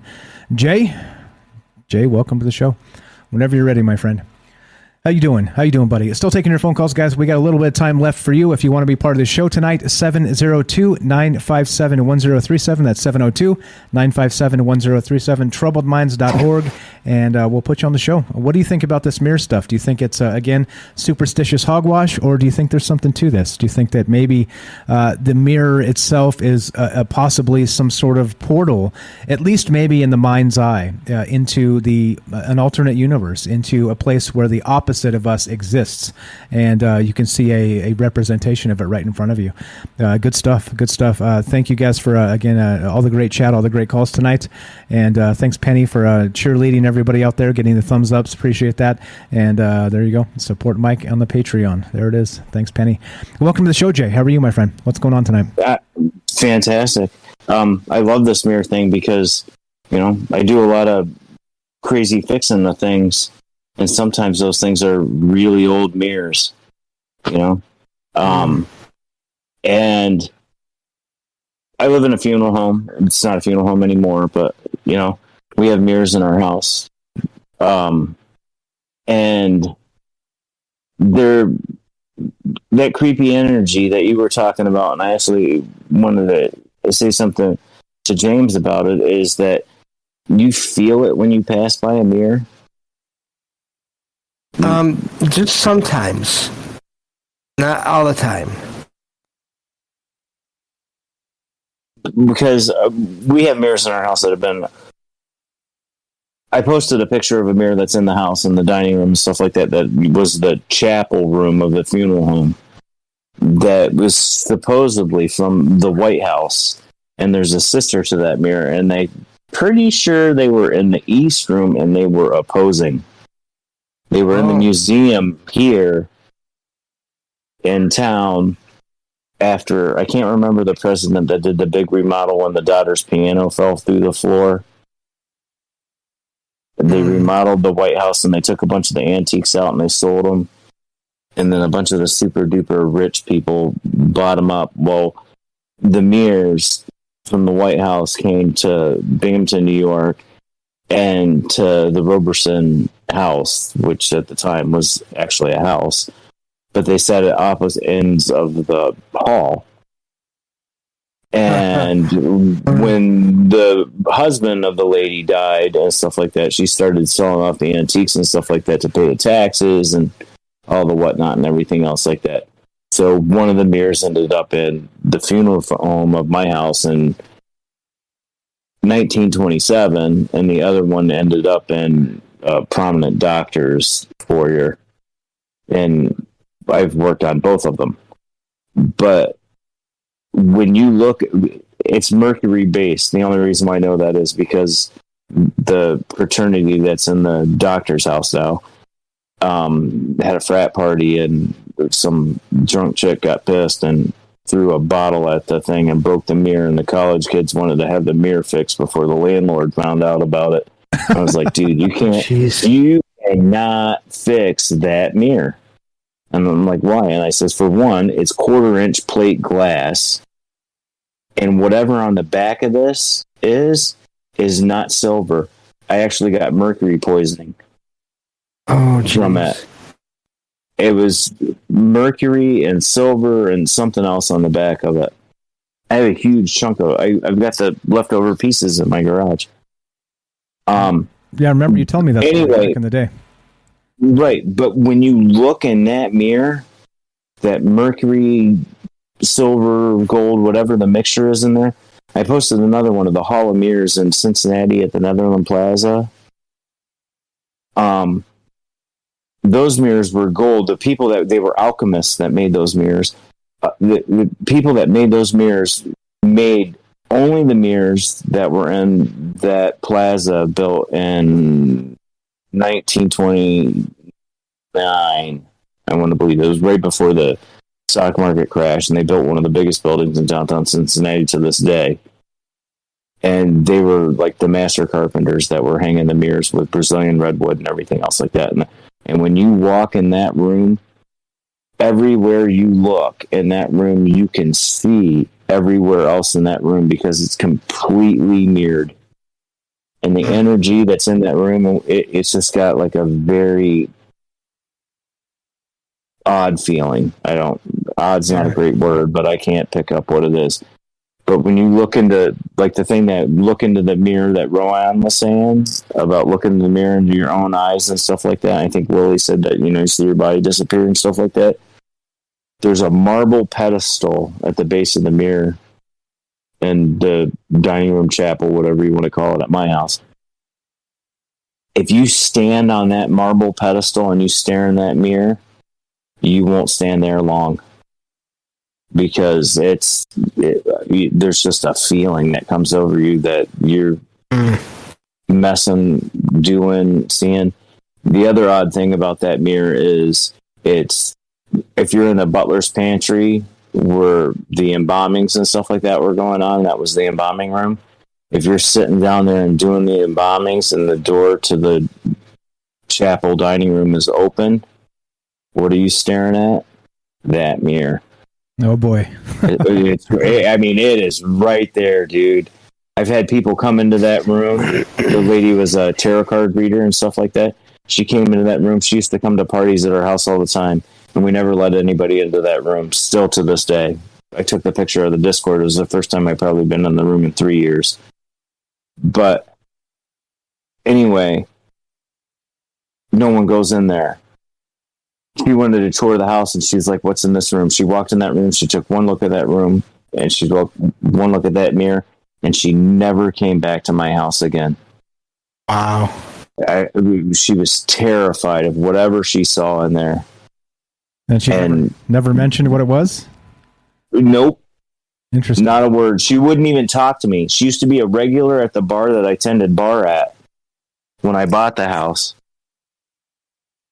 And she wouldn't even come back into the bar. My wife and I both worked at the same bar. I was the manager. She was the head bartender and stuff like that. That's how we, carpentry during the day and slinging booze at night. That's how we paid for the house.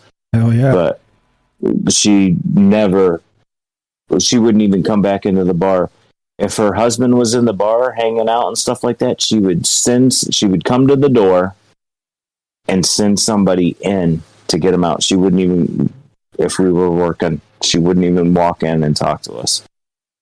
That whatever she saw was that terrifying that she didn't want anything to do with us ever again. That's weird. And it was all because of that room. Yeah, she freaked the hell out, dude. I mean, she seriously freaked the hell out. So what do you think then? So as some people say, right, they're sensitive to these mirrors when they pass in front of them, and it's not just a reflection. Do you think there's something more? What do you think about all that, Jay? I don't know. I mean, the one in the bedroom, we've got the Brady Bunch bathroom kind of thing going on, so you can go through the bedroom to get into the bathroom, and there's a mirror on the back of the door, which is equally as old, not quite as fancy, but that's the one that when you walk by there's somebody standing in it after you pass by. Oh, man. Wow. It's just... The mirrors hold energy. I'm sure they do. I mean, They have to. I mean, look at how far we can see into space with the stupid Jason satellite tracker telescope for $300 with just a little concave mirror in the bottom of it. Mirrors hold a lot of power. They focus lasers with mirrors. Yeah, exactly. You can focus a lot of energy with a mirror. That's a good point. Exactly. So notably too, you bring up the mercury. And like I was saying, this silver earlier, I wonder, like I said, I'm not an alchemist or, anything like that, but, I fancy myself as a spellcaster or any of this. But it does seem that maybe some of these base metals have something to do with maybe if you, frame the mirror in a particular thing, maybe it adds, a certain charge or a certain aspect to maybe what the mirror may or may not be. What was the idea behind mercury? Was there a good reason for that back in the day, or any idea on that? The thing that I caught out of the mercury from the people that I've talked to about, how they used to make, I do like historical restoration. So, I mean, one of the ways that you figure out on how to make what you're doing look right to what was done before is respect, and respect how the other guys did it. And I think one of the reasons why they did the mercury is because it was a deeper tone of real. You know what I mean? You get a cleaner. If you look in the cheap Walmart mirror or something like that, you can kind of see the waves in the silver that was just spray painted on the back of it. There's little hiccups and stuff like that. Mercury is a liquid, so glass is also a liquid. So they like interfuse with each other, and you have like a fluid moment. And I think, James, you and I were talking about that last night with the liquid movement of the portal thing that we didn't touch on today. I think it was a couple nights ago, but yeah. I just, yeah. The mercury is very fluid, even in its like solid state form. Mercury is very fluid. It, like, if you touch it, it's on your fingers. If you touch the back of a mercury-based mirror, you got mercury on your fingers, and silver and gold, whatever else is in there. Which is not good. Not good. Well, yeah, it's not heavy metals in your body are not good because they'll stay there for years. Yep. I couldn't have any sushi or anything else like that because you could actually taste the mercury. The college girl I was talking about that threw the whiskey bottle of her boyfriend checking out somebody else's derriere, winged it at his head and broke the mirror. But I went in there to clean that one up just so nobody got hurt before we thought about how we were going to do and about replacing it and everything else like that. And I mercuryed myself bad. Like I'm a smoker, and I lit a cigarette up after we were done picking up all the mirror and everything else like that. I almost gagged myself. If anyone's ever had lead poisoning or mercury poisoning or anything else like that, they'll know exactly what I'm talking about. It's a unbelievable, horrible, tinny taste in your mouth. So if you ever have anything that's got mercury or lead in it, if you have those kind of poisonings, when you have something that's got the most minuscule amount of it, i.e. sushi, if you taste that, it's gagging, and it was years before I could do it. That's crazy.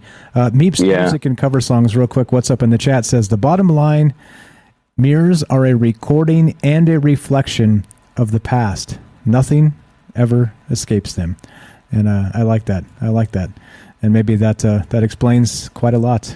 Good stuff. Very, very well put. Very well put. Meeps Music and Cover Songs. Fantastic stuff. All right. Dark Devious, what's up, says Mercury doesn't tarnish. What's up? Algo says this mirror conversation is so good. Thank you. Appreciate that. I'm glad you guys are enjoying it, like I said. And so I was inspired by this conversation literally by James's podcast. Please, guys, go check out Salsido Paranormal. Great stuff. Like, I was listening to some of that, and I heard he did an episode on mirrors as well, and not just this in particular, some of the things we talked about, other stuff, obviously, because there's so much. I have so much, so we could probably do another 3 hours on mirrors. So at some point, maybe stay tuned for additional part 2 of this down the road. But yeah, again, 100%, I promise you, not kidding, this show was inspired tonight by James. So special thanks to James Salsido for being here tonight. Thank you, my friend, for the inspiration and for spending your time with us tonight. Well, thank you. It means a lot because you've become one of the people I look up to doing this, so that's amazing. Thank you so much. Thank you. Same. It goes the other way too. I appreciate it, guys. Let's go. Let's rock. Let's finish this. Let's do it. What do you got, Jay? You got an outro for us? I do have a quote, and it's going to be the first one that I've ever used over. All right. What do you got, buddy? And I'm sorry that I'm using one over, but I just want people to remember this.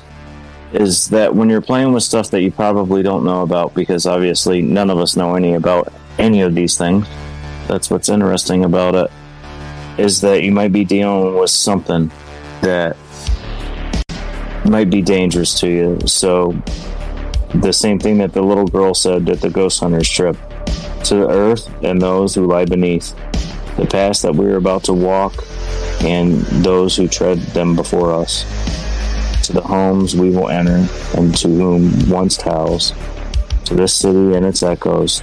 No, we come in blessing and wish you only peace. Please be careful.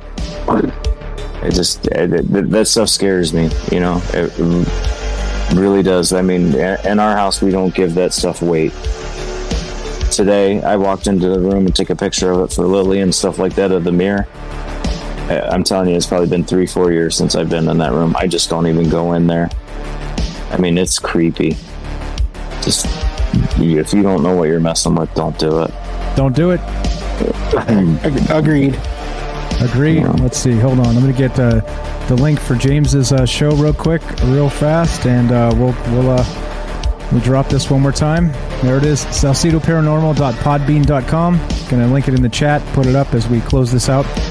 Go give him some love, guys. Good stuff coming out of James, and we'll have James back on the show at some point, I'm sure. You open to that, my friend? Oh yeah, I'd love to. Okay, well there you go. So we'll go follow his podcast. I'm putting it up right now in the chat. It's on the stream. Go follow James and Salsido Paranormal. Lots of great paranormal stuff come out of him, and we'll have him back on the show at some point to talk about more crazy stuff. You guys are the best. Thanks for being here. Thanks, Jay, for the outro. Thanks again to James for spending your time with us tonight. Everybody else out there, thank you as well to you for spending your time with us. All the great calls, all the great chat, all of the enthusiasm. Like I said, you make our world go round. You make my world go round, and I appreciate it so much. As we finish, this is the end of the week for Troubled Minds. Tomorrow we'll have the news show at 3 p.m. Pacific, and we're going to take the weekend off. We'll be back on Monday. So as we finish, thanks again. You guys are the best. Be sure, be strong, be true. Thanks, Rohan. Thanks, Jay. Thanks, James. Thank you, everybody. Thanks for listening. From our Troubled Minds to yours, have a great night. Let it rip, guys. Do some howls. Say some goodbyes. Ow! Good night. Thank you. Yeah, good night. Thank you. Woo! Whoop. No, it's whoop. There it is, right? Ow! Shoot the breeze. There you go. If you guys want to keep chatting, come join the Shoot the Breeze in the Discord if you have not. Conversation is going on each night after the shows for a little bit anyway, and sometimes we go all damn night. It's crazy. It's crazy. If you are interested in more of this and meeting more of these great people, troubledminds.org, click the Discord link. Come say hi. But as for right now, we're out of here. Have a great one, guys. We'll talk to you soon.